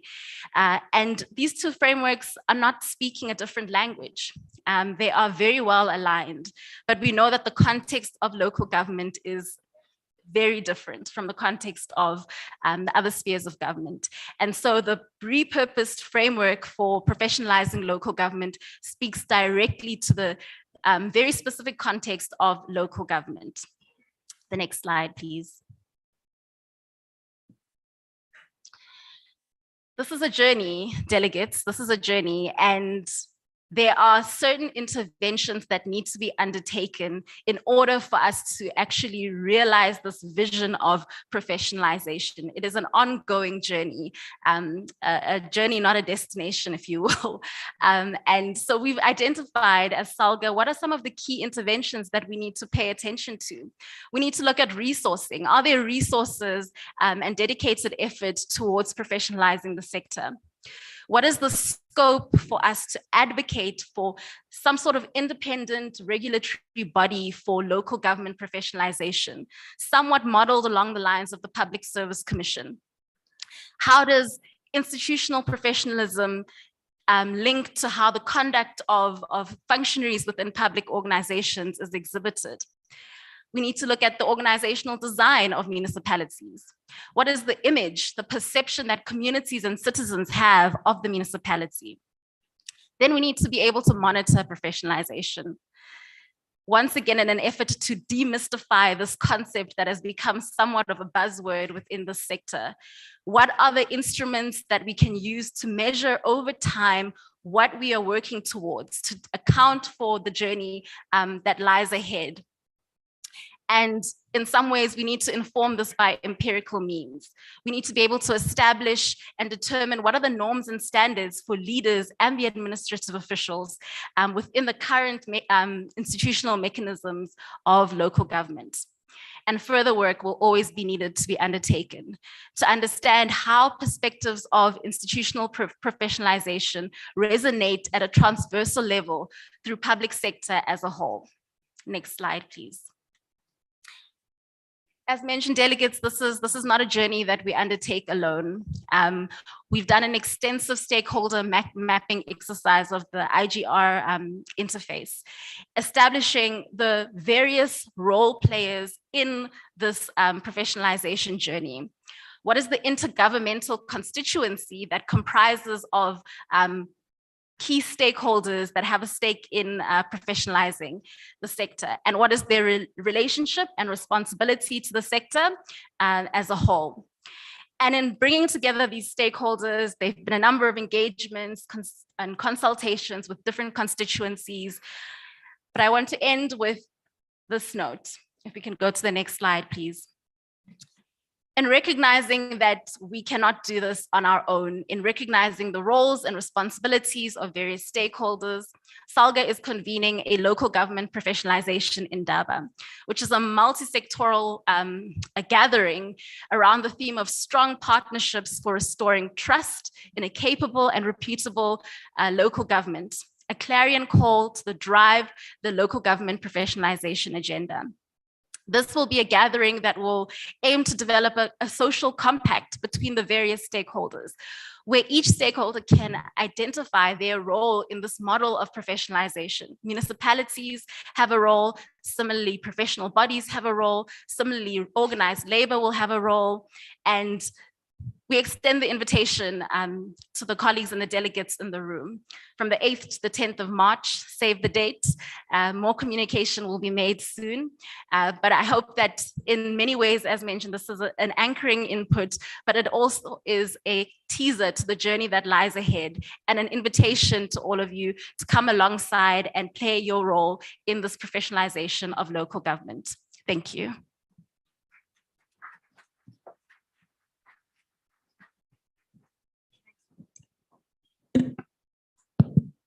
Thank you very much, Rebecca, and thanks, Program Director. And good afternoon, rather good day to everyone in the room.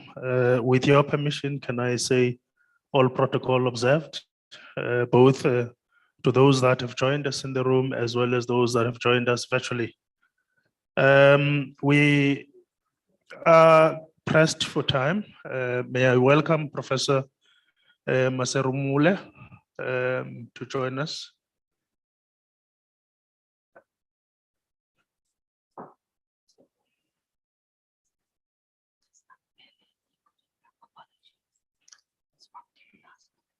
Apologies, we have Mr. Ramule, we have Professor Koma, as well as Michael Chauke, who is part of the furniture at SALGA.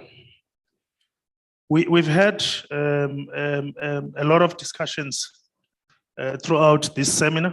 This indeed is yet another exceptionally well-organized seminar, and well done to the MCG team within SALGA. My name is Sonwabo. I will interact with our panelists.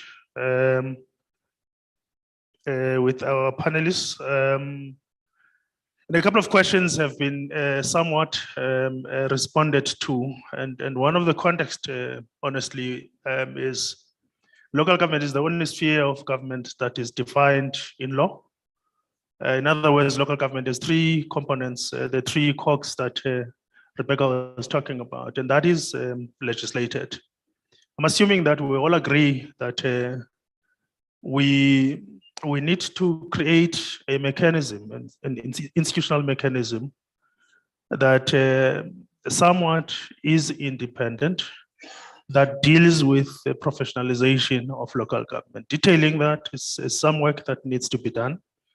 And of interest for me would be over and above that process, or probably as part of that process, starting with you, Prof.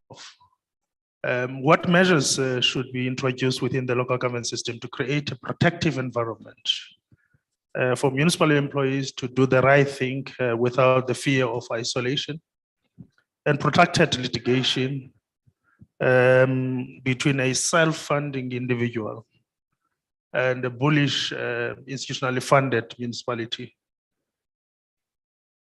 Oh yeah, thank you, Program Director Sonwabo, and many thanks for the opportunity. My starting point is just to say that local government is not a strange place for professionals. You already have quite a number of professionals that are working within local government. You have your chartered accountants, you have your town and regional planners, you have your risk officers, you have your internal auditors, you have your engineers, you also have legal practitioners and others. So that's the starting point in terms of building the momentum to professionalize local government. But this is not a new thing. You remember already in 2013, there was a minimum competency framework in the form of a regulation that was introduced by Parliament, spearheaded by the National Treasury, which prescribed that for anyone to assume or occupy a position of a CFO, a financial position, or supply chain management, There are prescribed competencies that need to be acquired by the said individual. So at that moment, already there was a drive in Peters to start professionalizing local government. But the sad thing is that in 2018, National Treasury presented a report to Parliament to say, as of 31 August 2018, you have 64% of municipalities that have appointed CFOs who are not complying with the prescribed minimum regulation speaking to competency. Now, what does that tell us? Three issues. One, there is a breakdown of performance management and development. Two, there is lack of consequence management. Three, and very important, lack of succession planning. Because municipalities cannot afford to invest huge money on human capital as part of complying with the regulation. But at the end of the day, the system cannot tell us where are these officials who are supposed to assume these CFO positions across the sector. So you also need to perfect your accountability, oversight, and consequence management system. You also have to perfect your monitoring and evaluation system that speaks to a performance management and development system that is able, in the long run, to produce a pipeline of professional talent, okay, to be able to assume some of the strategic positions within the sector. So that is part of. Just before you hand over the mic, let's assume that is happening. And here,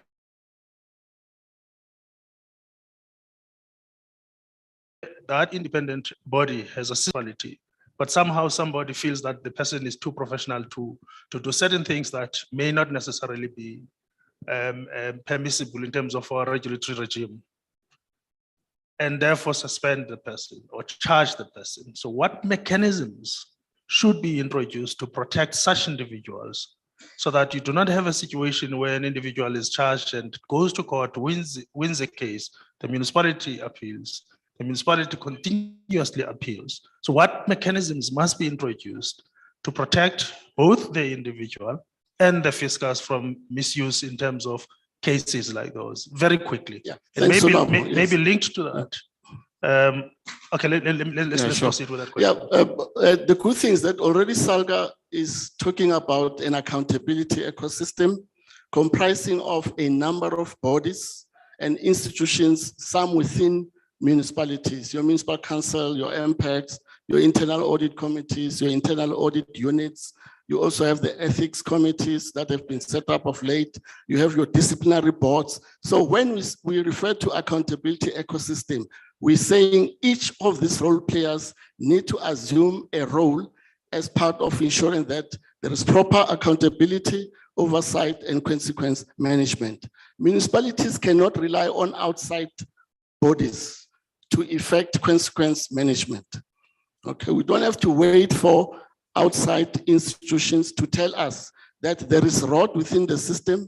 There are officials that are committing malfeasance or corrupt activities. The system itself should be able to withstand some of these issues and also challenges by setting up a framework. And Rebecca referred to structures, processes that we need to continuously perfect so that the system becomes predictable. That if you accept a bribe, this is the likely consequence. Because the institution has these mechanisms, the red flags are there, we are able to action or execute consequence management. Thanks. Thanks very much, Prof. Assuming that we agree that part of the limitations, Mr. Rafael, part of the limitations with the system is the workings within the council in terms of the decisions that are made, the priorities that are selected. And therefore agree that we need to have a proper decision-making metrics or a tool to make sure that at least any of the decisions or priorities of a municipality that indeed would have an impact in terms of the well-being of the third component in the municipality, which is the citizens and the communities. In your view, should the sector introduce a decision-making tool which should guide the prioritization process so that you safeguard the interest of the community from dominance by individuals? So should the system have a decision-making tool? And if so, what elements should go into that system? I'll give you 80% of the time to respond to that question, and then we will give 20% of the time for addition by Professor Komo. Okay, thanks, and good day to colleagues. I think that's quite key. The third component, which is the citizens, it's actually where everything should be starting and everything should be ending. One of the limitations of our current setup, with all its good intentions through the IDP and the budget process, is that it doesn't guarantee anything. So many communities participate genuinely in these processes, but some of them over time realize that some of these processes become very academic. So institutions are seen to be doing them for compliance purpose, not genuinely meaning to get priorities from communities. So when one looks at some of the international practice, for example, in some countries like France, on the participatory budgeting, there are some guarantees that are given. Obviously within limited scope of the budget that is available, but within the budget itself, there's an area that is guaranteed for community participation. So you would say it's a municipality X has 14 wards, or if they've clustered them, has 6 clusters and so on.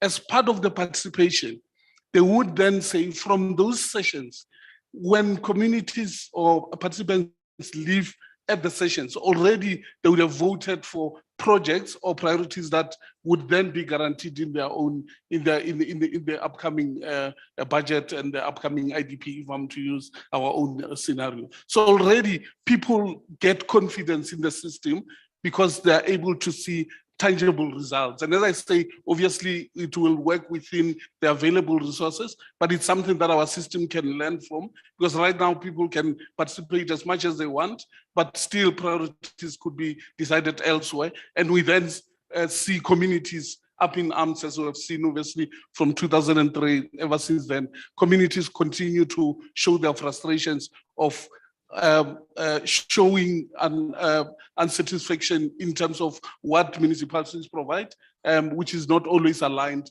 to what they want. So I think the system can really be responsive in that regard. Thank you very much. Very briefly, any additions, Prof? Yeah, I totally agree with that. You can work on matrices, you can work on decision-making tools, governance frameworks for all these institutions and bodies that are set up by law. Remember, in local government, most of these internal structures are set up by law or a regulation. So part of ensuring effective, efficient governance of these structures, you need to be governed by a charter which will outline the powers and the functions and the decision-making process and how you have to communicate the decisions of that structure to the rest of the institution in terms of feeding the information to the executive wing and also the political wing of council. But I wanted to raise one issue about the whole issue of professionals. Now, professionals do not operate in a vacuum. They operate within a context that is influenced by a number of variables. You have societal moral standards, you have professional bodies, you have schools, you have churches, you have universities that are part of the ecosystem.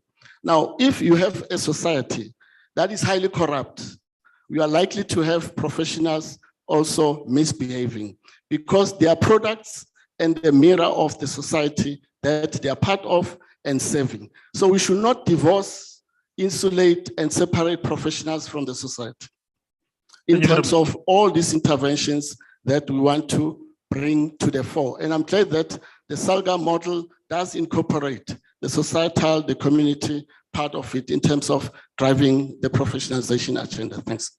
Thank you very much, Prof.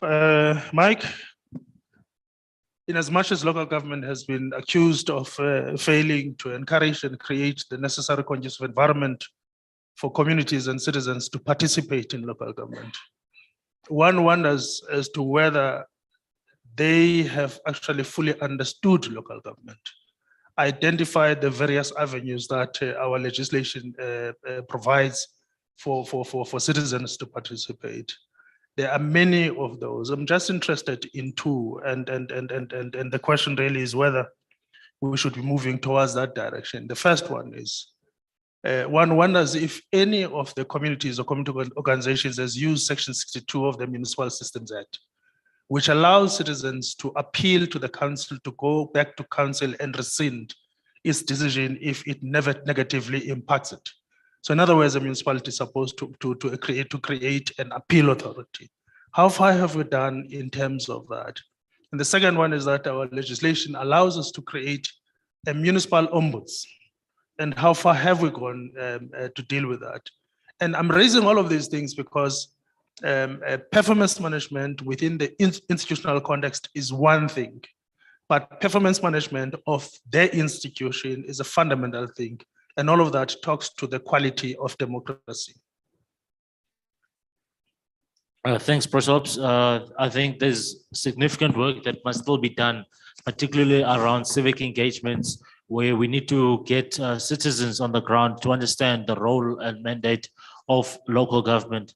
But equally so, in terms of the decisions of municipalities, it's an avenue that we should further entrench so that the political office bearers that we've got in our municipalities can be held accountable for the decisions that they take, because they are ultimately there to serve at the interest of citizens on the ground. And we should be preoccupied as the leaders within municipalities at the benefits that citizens have to occur in terms of the social and economic conditions on their daily lives. And one of the key issues within the governance processes is that those in the governing body, which in our instance is council, they must be held accountable for the decisions that they take. And often when you have engagements with our honorable councillors, you feel that they don't see themselves as part of the whole value chain of governance in municipalities. It is as if they are not the board themselves. And those decisions that they take have got implications not only on those municipalities, but it includes on the community members outside. And those they must be held personally liable if it's the case, if they have been shown that they took a decision that was outside of the law, they were advised against it, and they still went on ahead and taken that. And I think we also need to go back to the oath of office that councillors have taken. It seems at times it is just a compliance thing. We get a magistrate, we take the oath of office. But are we understanding what we are promising the citizens of our municipalities in terms of that particular oath? But there's also work, some of our municipalities have started to evolve towards having community ombuds in their municipalities. And it's a critical tool that can be used by community members when they when they are dissatisfied. They can go through an ombuds process, such as a kind of public protector process within the municipality itself, so that there's avenues for them to get their concerns heard, and but ultimately also for those decisions, those concerns to be effected in terms, because it's one thing having a complaint, but it must also be addressed. But I also thought there's one point I would also want to refer back to in terms of the other earlier issues around monitoring and so forth. But also the decisions of councils, they must be able to be tracked. And in a lot of our municipalities, there is no resolution tracking mechanism in place. The public office bearers can take decisions. Officials ignore them, and we don't monitor how effective are we in terms of the implementation of simply council resolutions. And it's one of the avenues that we must also take forward. Thank you very much, Mike. Two more last questions, Fatih, if we're not really encroaching into your time.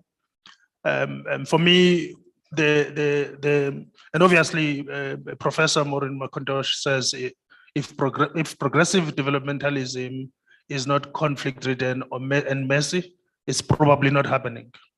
All right. So it's highly likely that we will not see a homogeneous conduct across political parties.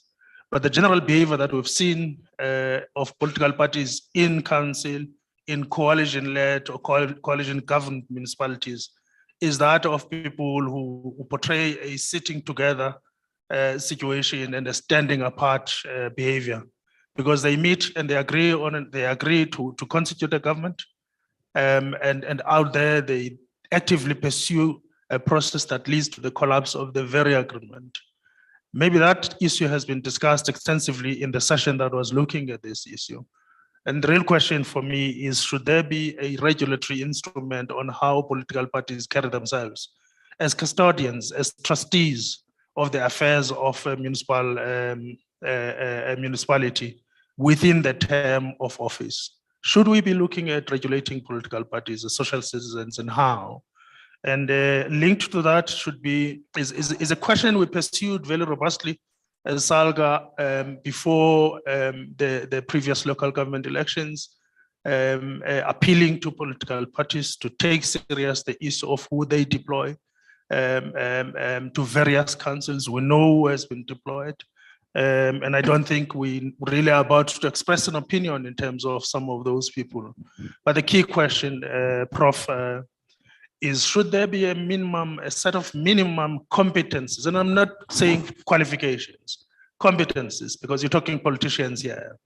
Should there be a set of minimum competencies for people to be assigned or deployed as mayors, as speakers, and as mayoral executive committee members? Oh, yeah, thanks, Honorable. Yes, in fact, two political parties are already leading in that space. The ANC, we know now that for you to become a mayor, you have to be subjected to an interview process that is led at the regional level or provincial level, including national executive committee members. They make the recommendation. So they've already tightened the process in terms of ensuring that the person who emerges is the best among the peers in terms of taking a leading role in a specific municipality. The DA also does the same. So I think at the political level, that space is well taken care of. But in the context of a municipality, obviously, we may look at a possible amendment of the Municipal Structures Act in terms of specifying and prescribing what is the expected standard of conduct. Just like the Companies Act, it prescribes the standard of conduct of directors of corporate boards and non-corporate boards. So if you refer to Companies Act already, there's that provision. I think going forward, that can also be inserted in the Municipal Structures Act to say, this is what is expected as a standard of conduct among the councillors. Thanks. Thanks very much. Unfortunately, we don't have enough time. I know Fati, she's already standing behind me. I so wish we had enough time, because generally in this seminar, in many of the discussions we've had, we've been looking at the necessity to professionalize the sector, to professionalize municipalities, to create resilient institutions, the conduct of councillors, but we have said less insofar as the obligations that ought to be linked to rights to citizens. You can be talking about the vandalism that our country seems to be experiencing at the moment, which clearly depicts a lawlessness of the highest order. You can talk about the destructive protest by community members and organized labor. And I so wish we would create a sufficient space to also look at that, because these are the three component parts or integral parts of a municipality. So the dialectical interface between these three components also has to be tallied with the expected role to create a municipality that thrives, that is resilient, where the economy grows, and a municipality that clearly commits to create an ethical and morally sound society. So in half a minute for both of you, Prof and Lucas, quick comments and then half a minute, Mike. And on my part, thank you very much. You've been a very good audience, both here and in the virtual space. And then we will hand over to the chair and pick any questions from there. Quick ones. All right, thanks. Chair, as you know, the National School of Government is currently tasked with spearheading the implementation of the professionalization framework that Cabinet has approved. And the local government would become quite central to that. And part of the questions that the framework once answered, it's how do we better delink, as an example, the appointment terms of municipal managers with the council terms. So those are some of the things that I think would assist in terms of stabilizing, because as we have seen from the NDP, the instability is usually from the. And the other thing that the Prof touched earlier on, which the framework also tries to address, is how do we better use the public sector as a learning and development center. I mean, we have all sorts of professional working within the sector, but not all of them are fully recognized. Your legal manager within a municipality may not have all the rights to appear in court, for example, may require other steps. So how do we link those? When we say a municipality wants to appoint a CA, what happens when the CA is working at the municipality, but his membership at SAICA is terminated? How do we link those? How do we recognize the experience of the current financial managers within the municipalities, linking them back to, for example, the professional body? So those are some of the things that the framework tries to address, and hopefully going forward, we will engage on them. Thanks. Oh yeah, thanks. Briefly, yeah. So I will urge SALGA to work closely with professional bodies and higher education institutions as part of driving and also ensuring that at the end of the day, this particular project, because it's a project, becomes a success in tangible terms, in qualitative terms, and quantitative terms. Thanks. Thank you. I think a lot has been said, and there's a dire need to get professionals within the sector, but also the professionals we have, we need to protect them. The undue influence that happens at a political level at times puts our democratic dividends at risk, because it's becoming more difficult to attract the right skills and competencies to work in some of our municipalities based on some of these fears that professionals see. And if we want to turn around the picture, we're going to have to create conditions that are conducive to attract and retain the professionals, but also the councillors that we've got, municipalities that are at play. We must have ethical leadership at the forefront of what we are doing, but also link the conditions of service of those professionals that we have to be affiliated to professional bodies. And if they do lose their standing in a professional body, because of the conditions of service that would say that you have to belong to a professional body, you then would cease to be employed within the sector. Thanks. Back to you, Fatima, and then we'll take questions if there are any. Thank you, Sonwabo, and to the panel members. If we can give them a round of applause, please. Thank you. I don't see any questions from the online audience, but let me see in the room if there are any questions for our panel. If I can ask for help, please. Karen, the table behind you, and then to the back. I see two. 1, 2, where the lady with the orange dress is. Stop. Yep. Yep.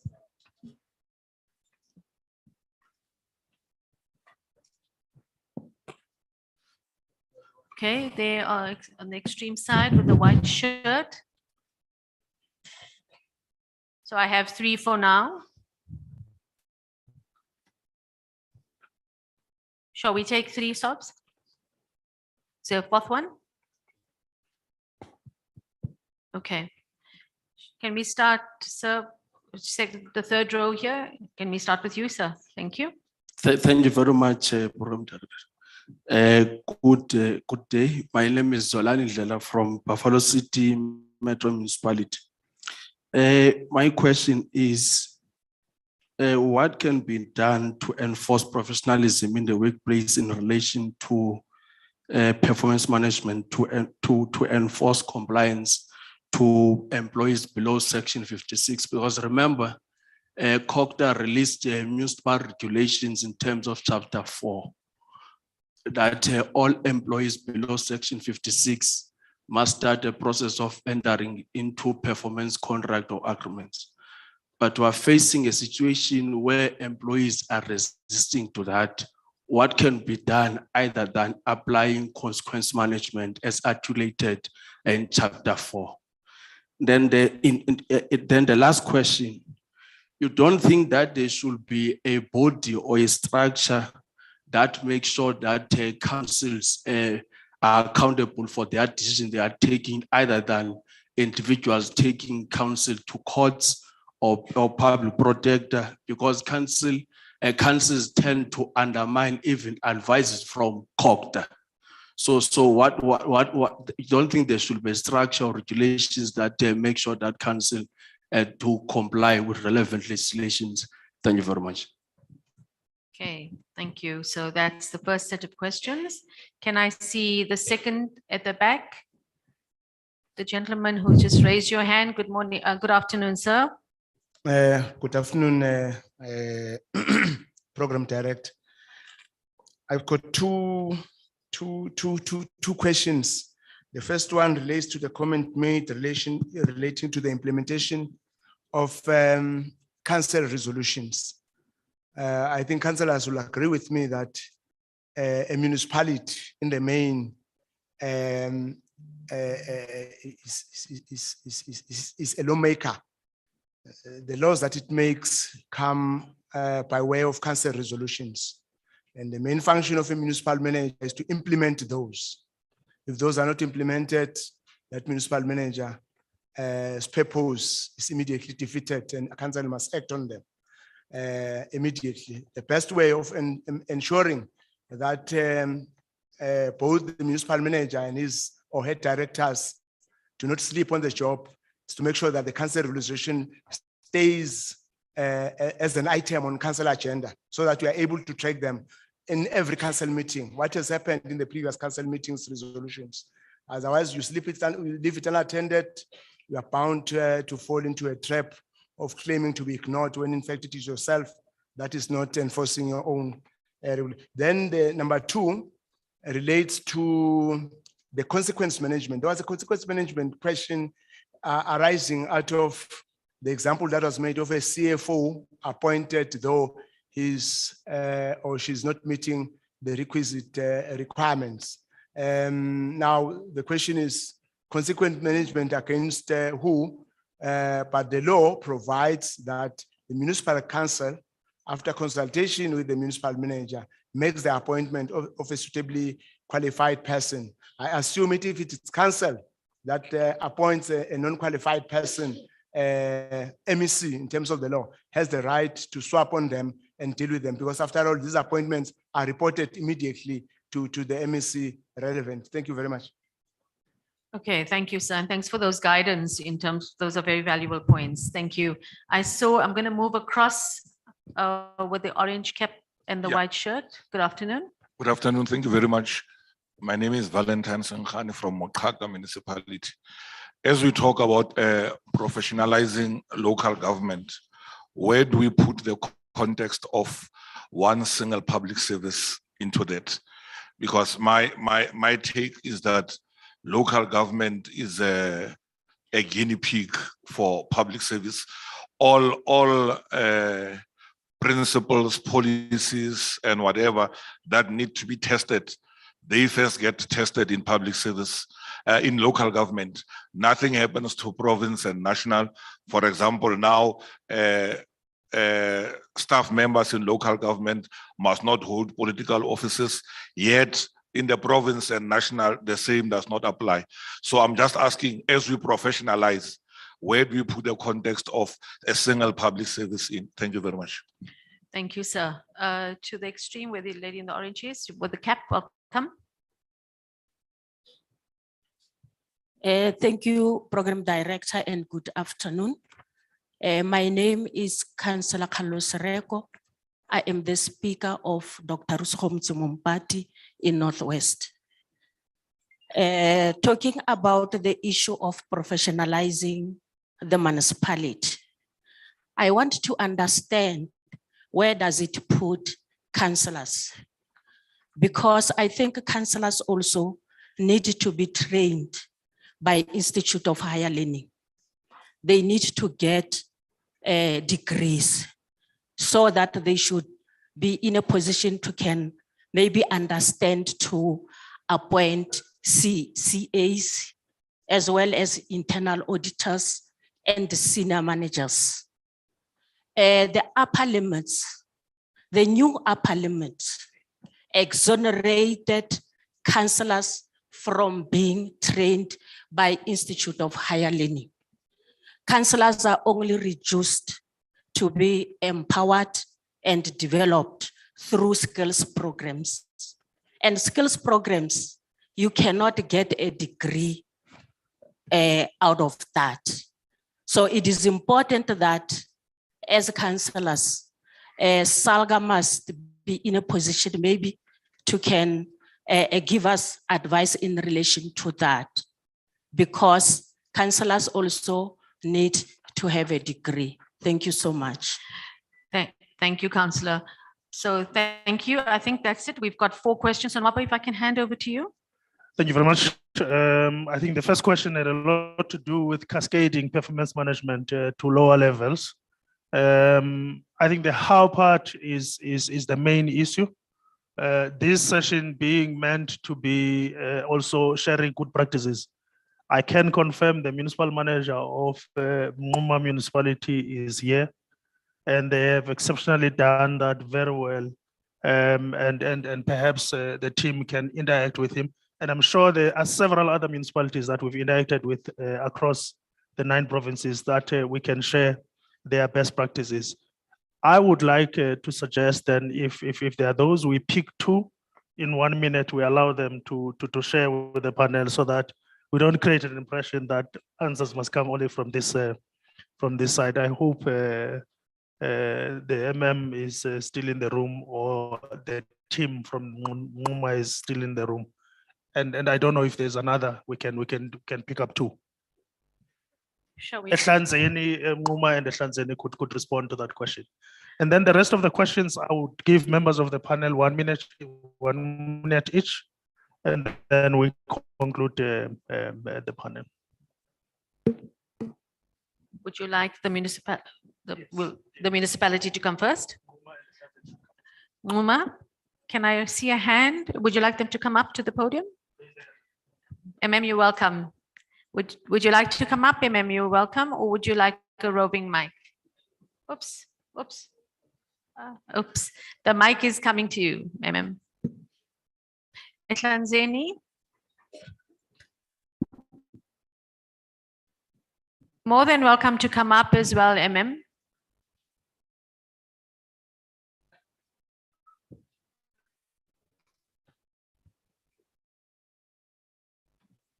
MM, it's Sonwabo who's put you on the spot, not me, MM.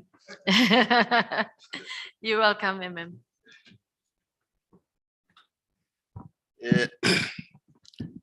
Thank you very much.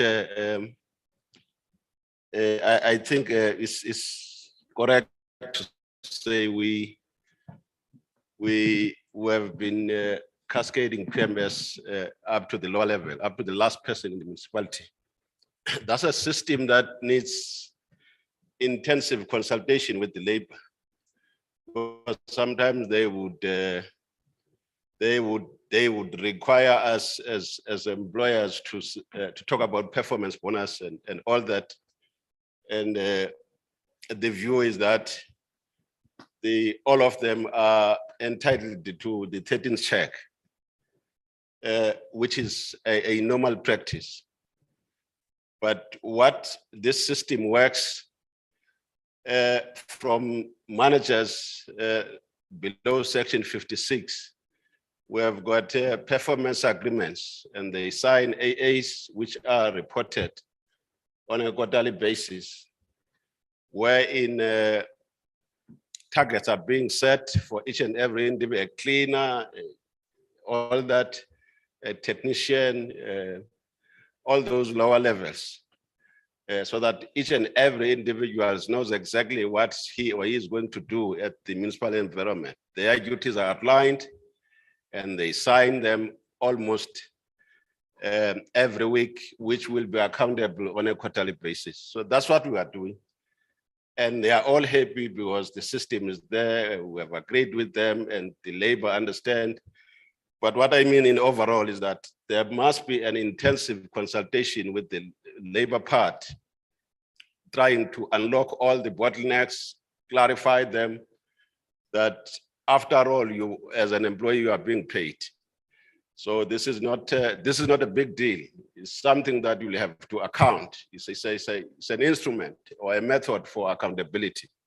So I think that's all that I can say.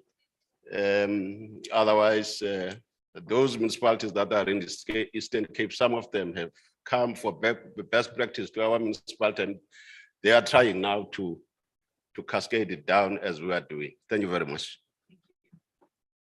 Great. Thank you, MM. And a really important message from MM Sanwabo about the importance of consultation with labor. Nonthabeko, would you like to come up for the Etlins, anyone?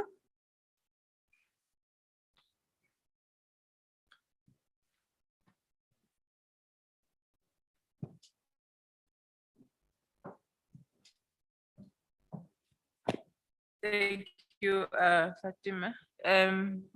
Also with us in Ehlanzeni, we are doing exactly that.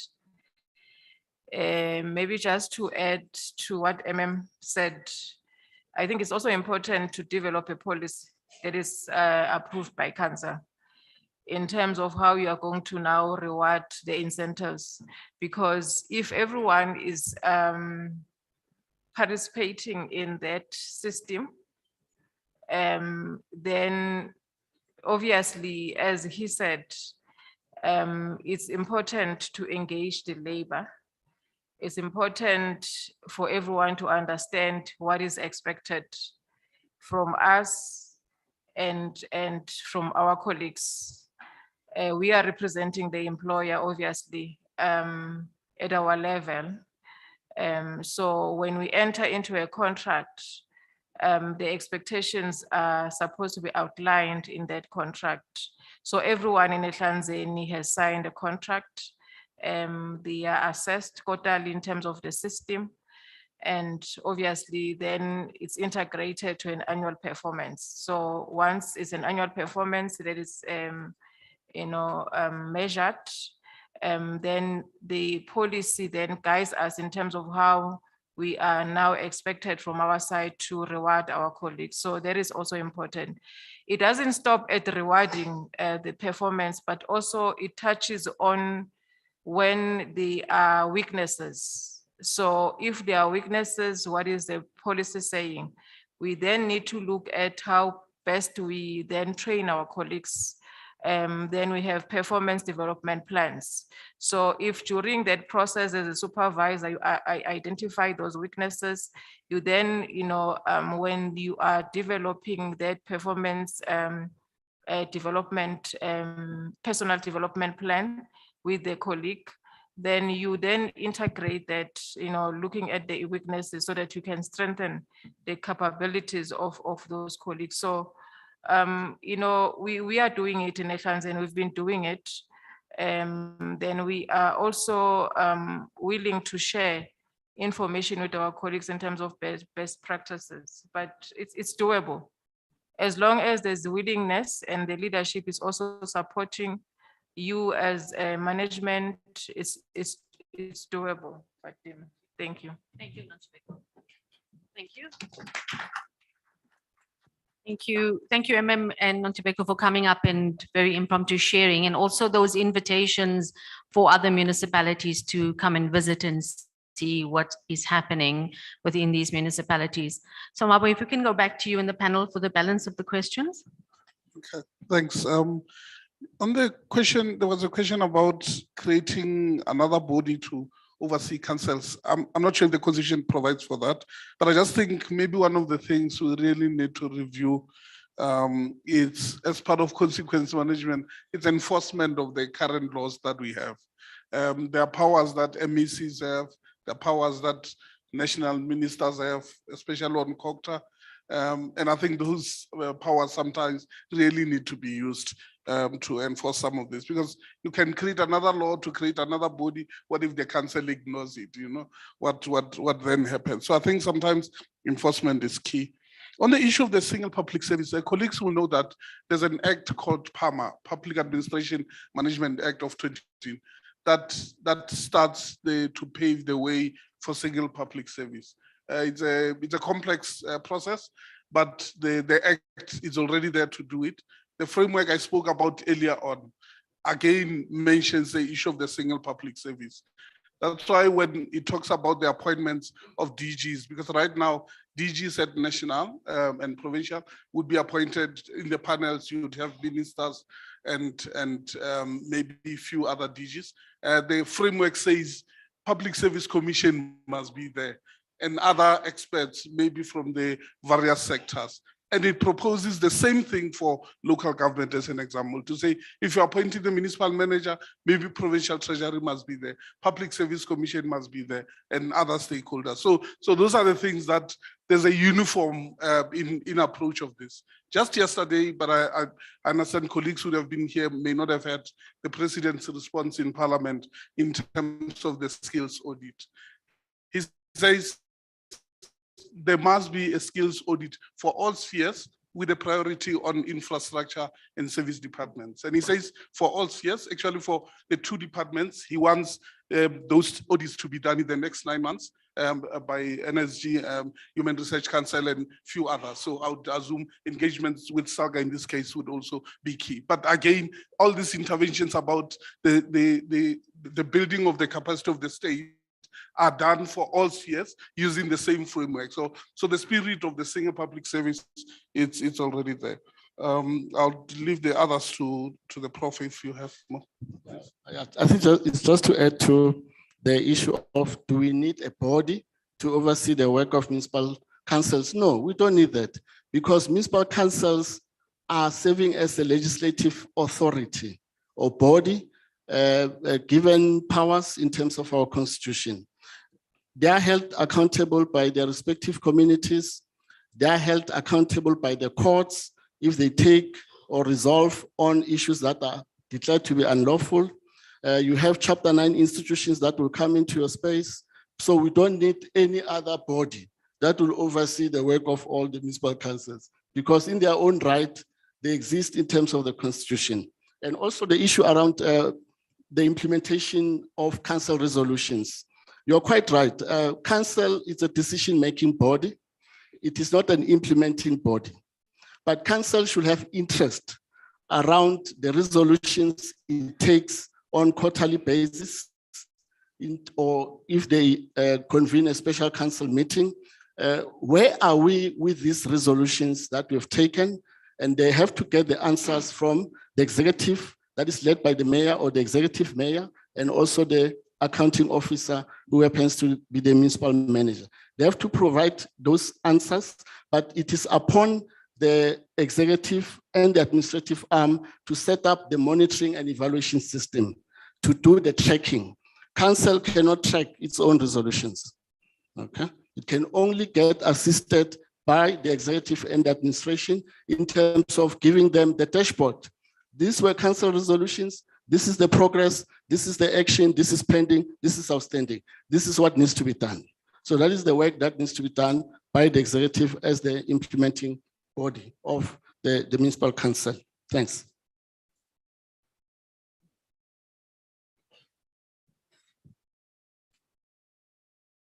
I thought this was an interesting take in terms of that the withholding of political offices within local government.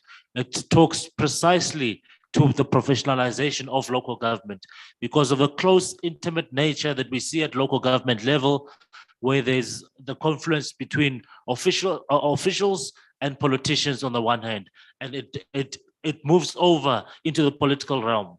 We have seen instances where a municipal manager in the past was a regional chairperson of a political party.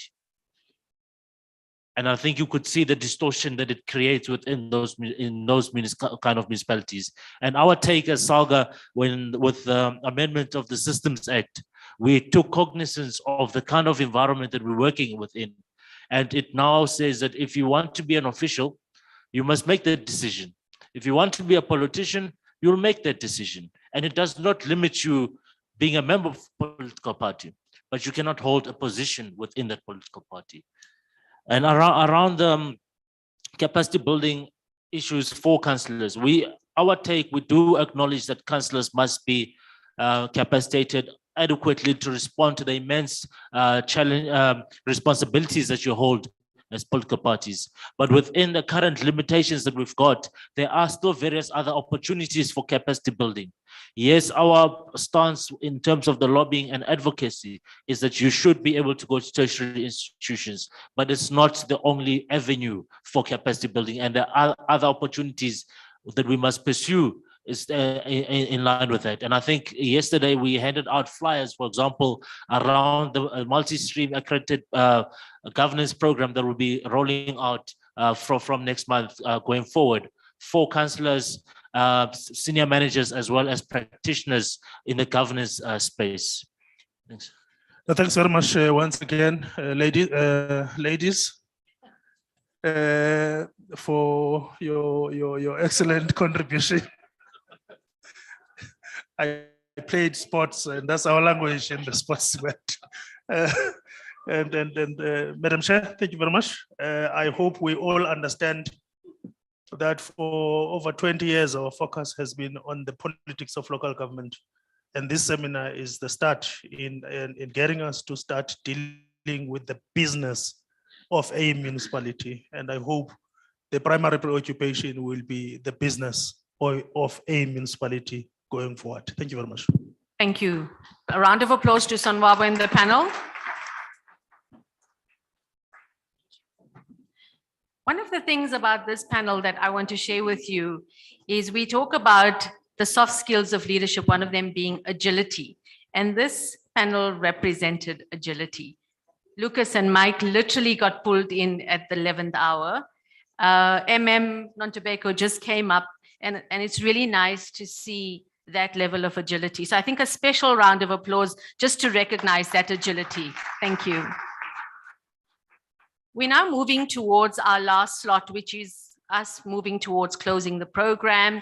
And as we move towards closure, I just want to recognize Rio as the acting CEO. Thank you, Rio, as we're starting to now close the program. We've got a couple of things that we move towards closure. And so I ask for your patience as we move towards closure. We are going to try to manage the time as best as we can. The first item of our closure part of the program, Colin, if I can ask you to come up, please. Colin Ramule from SALGA is going to take us through the action agenda for SALGA's governance and performance management support to municipalities. Please, let's give Colin a round of applause as he joins us on stage.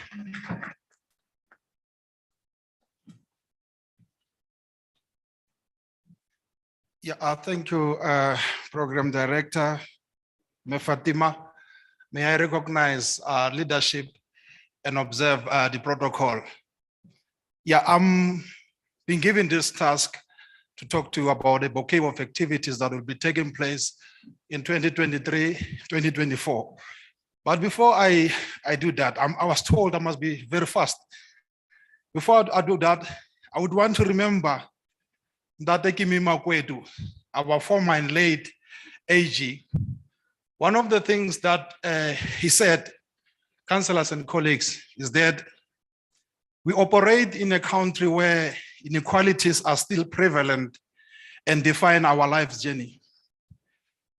He said, because of the limited resources at our disposal, which are human, physical, financial and capital. The one way to build formidable capacity to enable others is to invest in good people.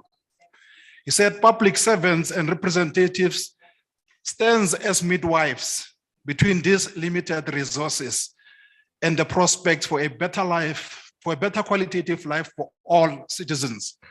And he said, if the law for money and material benefit is their primary motivator, the service ethos and care for others is compromised. May his soul rest in peace. Can we move? Yeah, this is a bouquet of activities that SALGA has put together for the coming financial year. We are planning to develop and implement an accredited multi-stream governance training. I think Mike spoke about that, for strengthening ethical leadership, oversight, accountability, and consequences management. We also aim to implement ethics and integrity management training. This is a continuous program that SALGA has been having. We also want to implement the Good Governance Maturity Index. It has started and other municipalities have been already identified to participate in that. And in this slide, the last one is the Municipal Accountability Framework with standardized indicators. That is what we are actually intending to implement. And as we continue with our implementation, we will be in collaboration. I think Rebecca spoke about collaboration and the IGR arguments that have to be kicked in with our sister department, COGTA, to support municipalities in establishment of capacity establishment and capacity development of ward committees, which is aimed at enhancing citizen participation and democracy. And I think speakers have acknowledged the role that communities should play. But I think ward committees act as a vehicle that links the community and municipalities. We also aim to roll out governance support interventions. And again, to roll out governance support interventions in collaboration with COGTA, support and capacitated municipalities to implement local government, which is what has been spoken about, municipal staff regulations, to promote innovative mechanisms to promote inclusive governance and public participation. Can we move?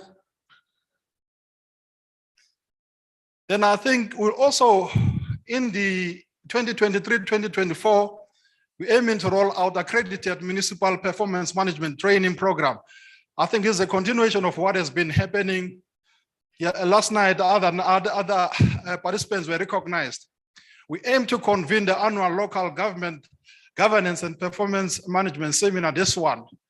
And we'll have to do it better by members registering in time, not to do what we actually had to see happening here, to register people who walked in without having registered. We further want to develop and implement performance metrics for professionalization norms and standards in local government, disseminate and implement the performance management cascading framework, which has been spoken about here, and develop and implement hands-on performance management support interventions to capacitate municipalities to functional and effective PMS. And this is the last slide. Here we're saying that implementation of this interventions program will be in collaboration with stakeholders such as COGTA, AG, National Treasury, and drawing from the thought leadership in the academia and private sector, and will be delivered in those methods, the webinars, workshops, visual sessions, contact classes sessions, material distribution, which will be in sometimes hard copies and electronically. And thank you very much.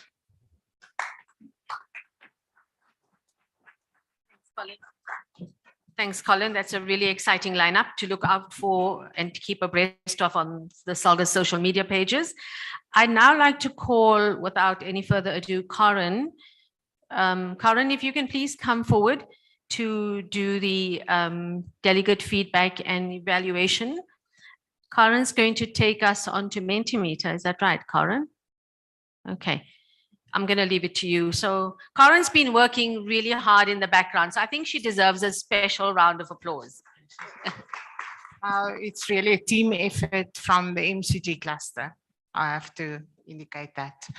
Can I ask, Zandi, is it possible for you to also join me here? Colleagues, the Mentimeter we're going to use, and the evaluation, we have to know how you've experienced this seminar, the colleagues in the room as well as the virtual audience.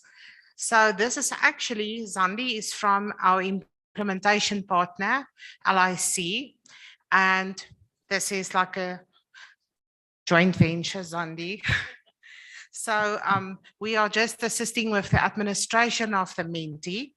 So once again, just for those colleagues, we really need your valuable feedback. If you go onto your phones or your devices, I know the link is also, Commissioner, am I correct?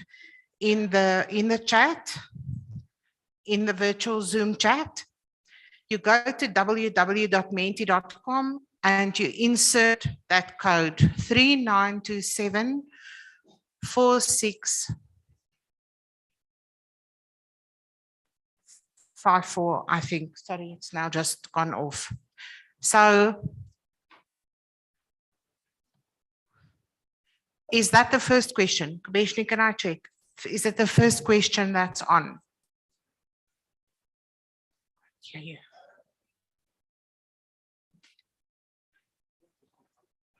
Can someone just give Commissioner a mic? We can't really hear.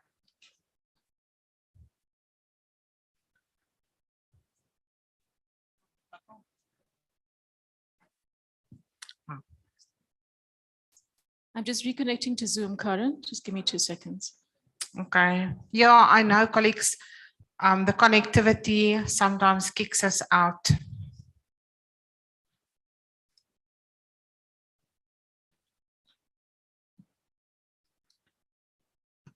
I think to be safe, we're going to do this thing together. So I'm also on Mentimeter. Commissioner, if you can just share the code again.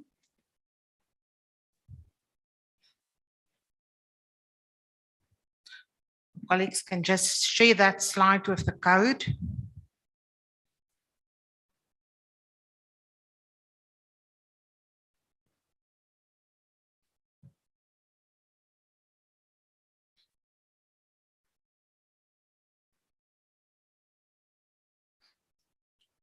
There we go. I'm also going We're good to go, Karen. Just stay on that one.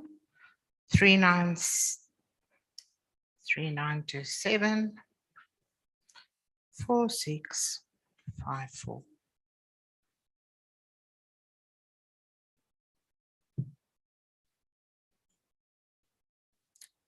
There we are. And we can proceed. We can go to the first question. Okie doke. What one word describes your seminar experience over the past 2 days? And you actually have the opportunity to enter 3 words there if you wish to do so. Otherwise, you can just enter 1 word.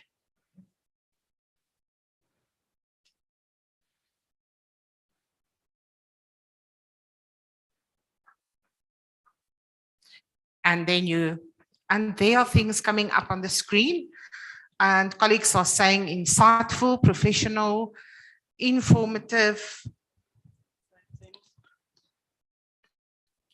exciting, knowledgeable, educational, enlightening, marvelous. There's a whole cloud. So what happens, colleagues, is that all this feedback that we gather, Zandi and her team will factor into a publication, a seminar publication, and that feedback then comes back to SALGA so that we know where we can improve going forward. I think we've got 80 responses now, 82. That's excellent. Thank you, colleagues. Thought-provoking, awesome. That's fine. We can move to the next question then, maybe.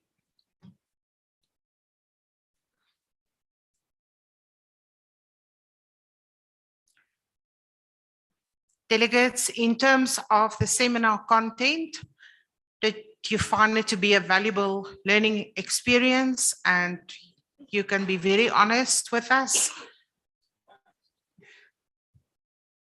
There's agree, uncertain, disagree, and strongly disagree.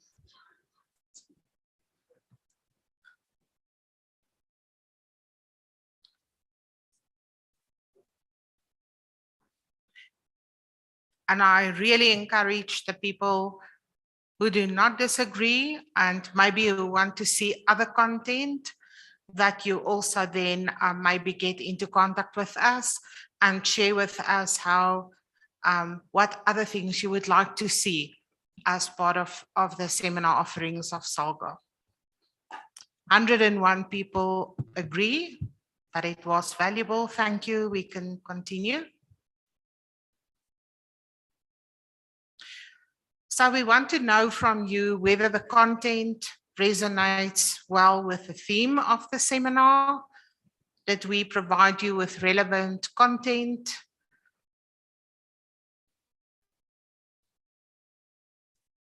Then again, it's an agree, uncertain, disagree, strongly disagree.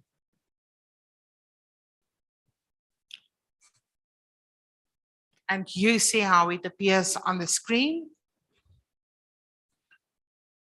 We want to use this as well as a learning experience for ourselves going forward. Thank you. There's over 112 responses.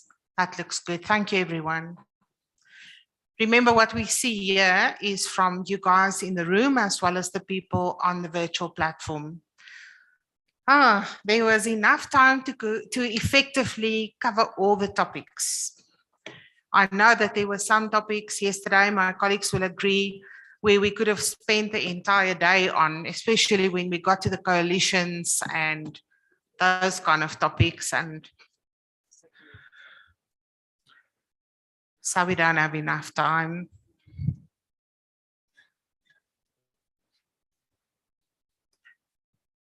I think with our CEO here, we should maybe now look going forward, having the seminars over a 3-day period. Thank you.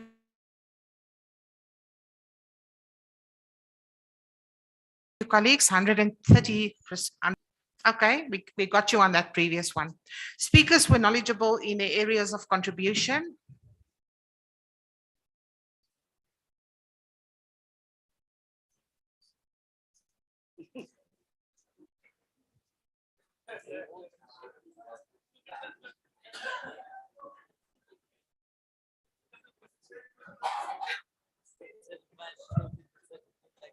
Okay.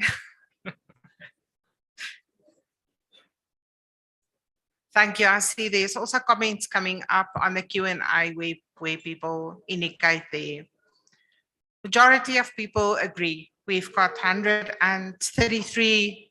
Thank you. 133 respondents. Thank you, colleagues. I think we're getting to the end. The combination between podium presentations, panel discussions, and interactive questions made for a well-balanced seminar experience.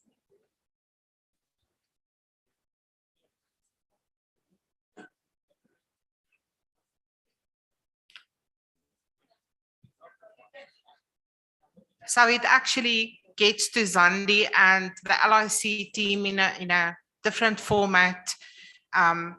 And they then go and process and feed it back to us in a publication or as part of the publication.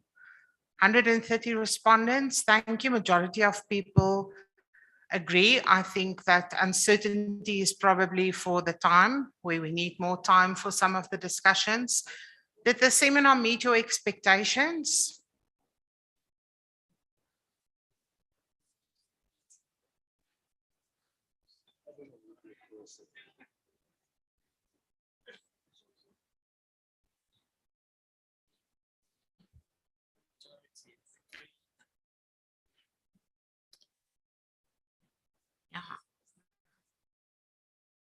Thank you.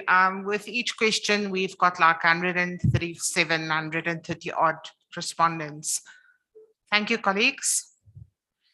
Now you've got to just think one last time here.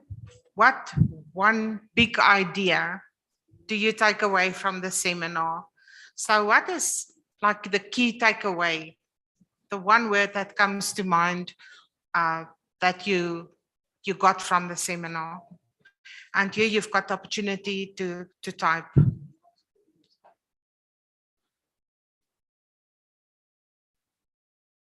Digitization, big data, leadership, professionalism, cooperative governance, data collection, innovative, ethical leadership, accountability. There's a lot of positives coming from you. Professionalization of local government, integrity. I'm not going to read all of them, but we can get a few more. Coalition governments, yeah. Thank you. Ethical decision making. Do not leave others behind. Very important. Thank you so much for that one. And we are done. Thank you very much for participating in the evaluation. Just goes to the improvement of the offering that we made to you. Thank you for your assistance, and thank you, Zandi, for joining me on stage. Thank you. Thank you, Zandi and Karen, and thank you for participating in the Mentimeter. It's really interesting feedback and certainly makes for improvement.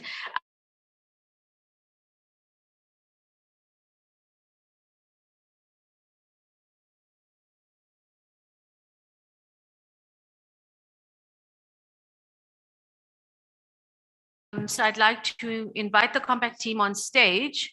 You would have, if you were at last night's event, heard a little bit more about the Compact team. If we can please give a round of applause to the Compact team as they come onto stage.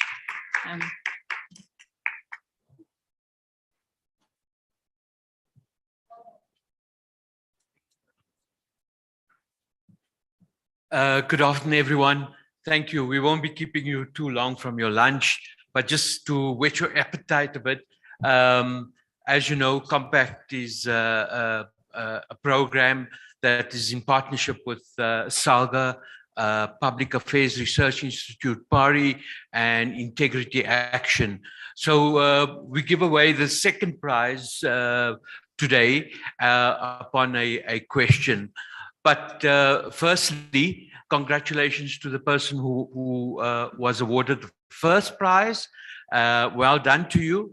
And secondly, I have with me, next to me, Mhlahli Rampedi, who is the co-author of the book that the prize is. Mhlahli is a renowned researcher with PARI and really knows local government very, very well. And I think he did an excellent job in developing this book, Hungry for Electricity. So to award this prize, I would like to ask a question. Could you name 2 municipalities who participate in the program? There is a disclaimer though, no SALGA people, no PARI people. Okay, I see a few hands here, and maybe you help me select a hand here.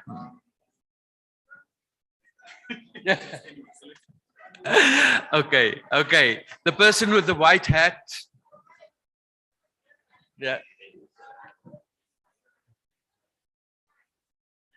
And by the way, Mhlahli will sign the book for you.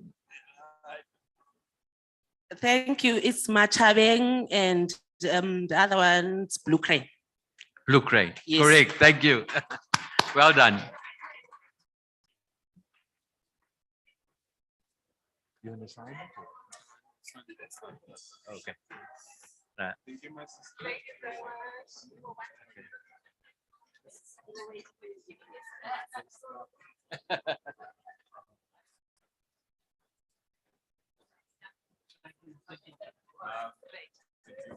Thank you. It's a pleasure. Thanks. Okay, thank you. Okay, that's fantastic. Congratulations. And it's going to be signed as well.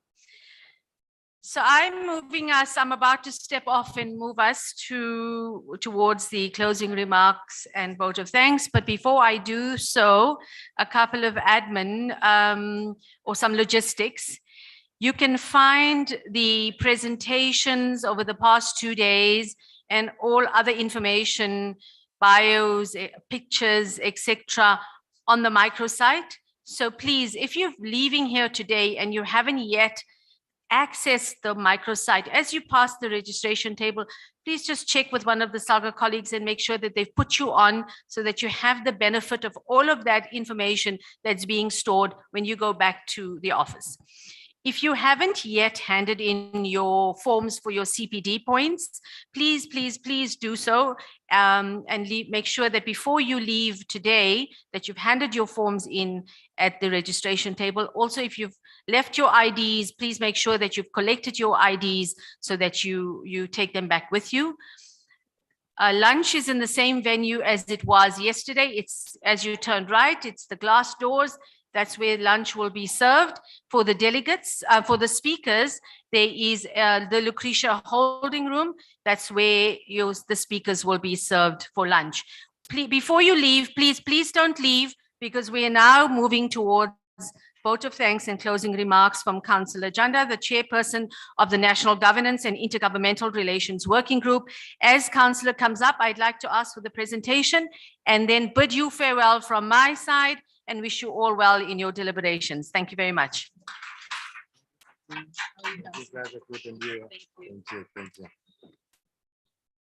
Thank you very much, Program Director. Good afternoon to you. Good afternoon to the leadership of SALGA, leadership from our municipalities, our partners, our guests, our officials, especially from SALGA head office and provinces, as led by the acting CEO, Rio, and our officials from various municipalities. I think, as you have indicated, we are now coming to the end of this very fruitful and successful seminar. I want to start from the point where Colin started to say we had a very, very a positive response from our municipalities in terms of attendance. You can imagine when we planned to have at least 500 people in attendance in terms of the plans. But people who ultimately attended, you could see yesterday, there were more than that. And even on the virtual platform, the last time we checked, there were more than 300 people who were on the virtual platform. So which showed a very a resounding success in terms of attendance. And but I also want to appeal to our municipalities that it is very good and important that people confirm their attendance, because all that has also to do with the planning. So I want to sincerely apologize for those who might have been inconvenienced yesterday, but it was out of our plans, but we could not chase away people because these are members of SALGA. They would want to participate, but the only thing that we just want to appeal from you is that we must always confirm our attendance so that we can have better planning. So, and we promise, as you have seen from what we call in flighted here, we still have a lot of activities that we intend to hold as SALGA. Now, let me start with you again, Program Director and UPROF, to say thank you very much. One, for accepting our request when we approached you to be the drivers, the steering of this ship. And I can say you have done that job excellently together with Prof. May you also convey that message to him. And may I request that we give them a big round of applause, ladies and gentlemen. They demonstrated their professionalism in terms of handling the entire seminar, and they were very strict in time management. Thanks to you, participants, because you were also a very cooperative with them when they requested you to work with them. Now, I just want to go through, there are very few slides here. We say this was a very fruitful seminar. It has been an eye-opener, and we have seen from the evaluation and the feedback from you participants. And the other thing that is also exciting is to see how disciplined the participants are, both at the visual platform and as well as here. You could see that up to now, this hall is still almost full. In most instances, this is unusual, but we would want to encourage this kind of behavior, that when we come into these meetings, we display a maximum discipline. So thank you very much. That's why we are saying it was very fruitful. And as you have seen, people have commented to say there's a lot that they have learned out of this seminar. And thanks again to the speakers, all of them. You could see that they have given themselves time to prepare. And I would concur with what Sonwabo was saying, that were it not for the time pressures, I can imagine that there is a lot that they would have wanted to share with us as participants from various municipalities. So thank you very much, our speakers, for dedicating time to prepare so that you can share with our municipalities. Can we also give them the round of applause, ladies and gentlemen? And we say the functionality of municipalities starts with the political leadership as the custodians and as people who have been mandated by the electorate.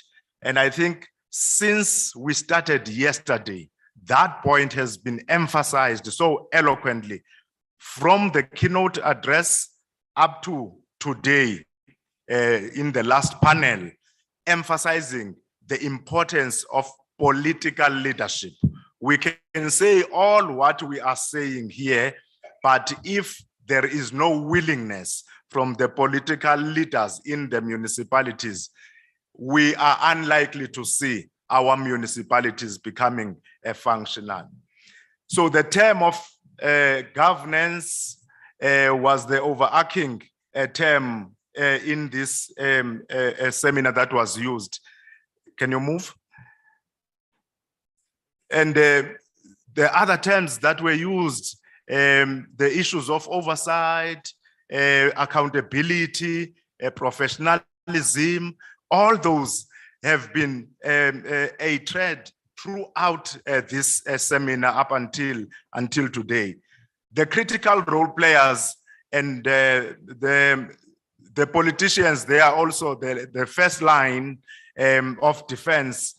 The critical role players in ensuring the governance in municipalities, we say that is played by our internal audit units, by the MPECs, by the audit committees. But what was also critical when we mentioned these structures in municipalities was the quality of reports that they produce to share with the leadership of municipalities, so that the leadership of municipalities is able to provide the oversight on the based on the quality of those reports. That is what was emphasized, especially yesterday. The legislative and policy prescripts establish a basis for accountability and oversight within local government. This is another point that was emphasized yesterday, that there is a lot that we have in terms of the legislative framework and policies in our municipalities.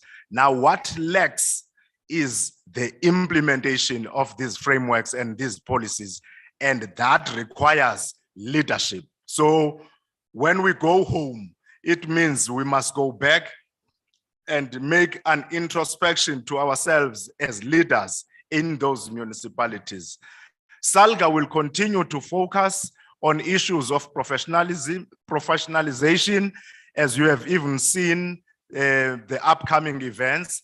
the consequence management, as it was always emphasized, the accountability, and will proactively seek innovative ways to move from the framework to the actual instruments that will increase productivity and performance in local government. So we do all this because we want to increase productivity. We want to ensure that delivery is seen by our communities so that we are able to bring back the trust to our communities, because we have said there is a trust deficit in our communities insofar as municipalities are concerned.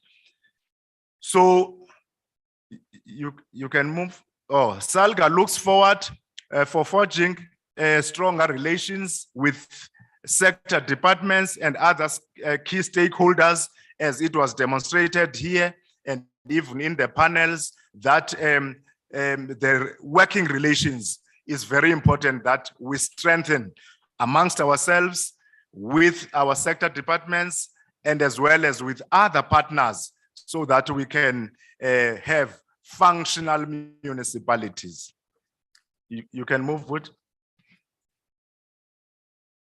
Now, there is a quote which is taken from Oprah, which says, wherever you are in your journey, I hope you too will keep encountering challenges. It is a blessing to be able to survive them, to be able to keep putting one foot in front of the other, to be in a position to make the climb up life mountain, knowing that the summit still lies ahead, and every experience is a valuable teacher. So we were just extracting that quote so as to motivate ourselves as we go back home. Can you move? Was that yes? So in closure, program director, I also want to say thank you very much, even to our sponsors, as we said yesterday, and even to our partners, to the media, because as we were engaging here, some of the deliberations were also circulating. So we want to say thank you very much, even for the team that was organizing for this.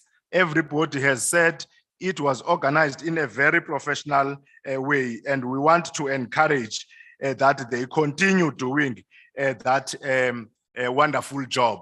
And at last, we are going to consolidate these reports. They are going to assist us as SALGA, because one of our mandates, as Uriyo indicated yesterday, we represent the sector, we lobby for the sector. So what you have assisted us in terms of the input, we are going to consolidate it, and it is going to inform us as we engage in the IJR fora, whether it is in the NCOP, whether it is in the portfolio committees of parliament, whether it is in the Minimex. Now you have given us things to think about as we go there. But the success of this seminar will be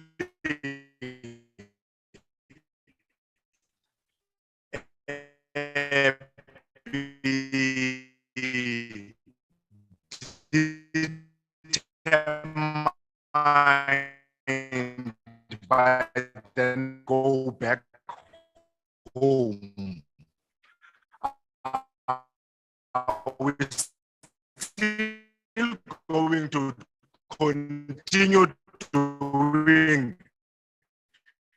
the same things despite what we have learned out of this seminar. So I wish when we get back home, we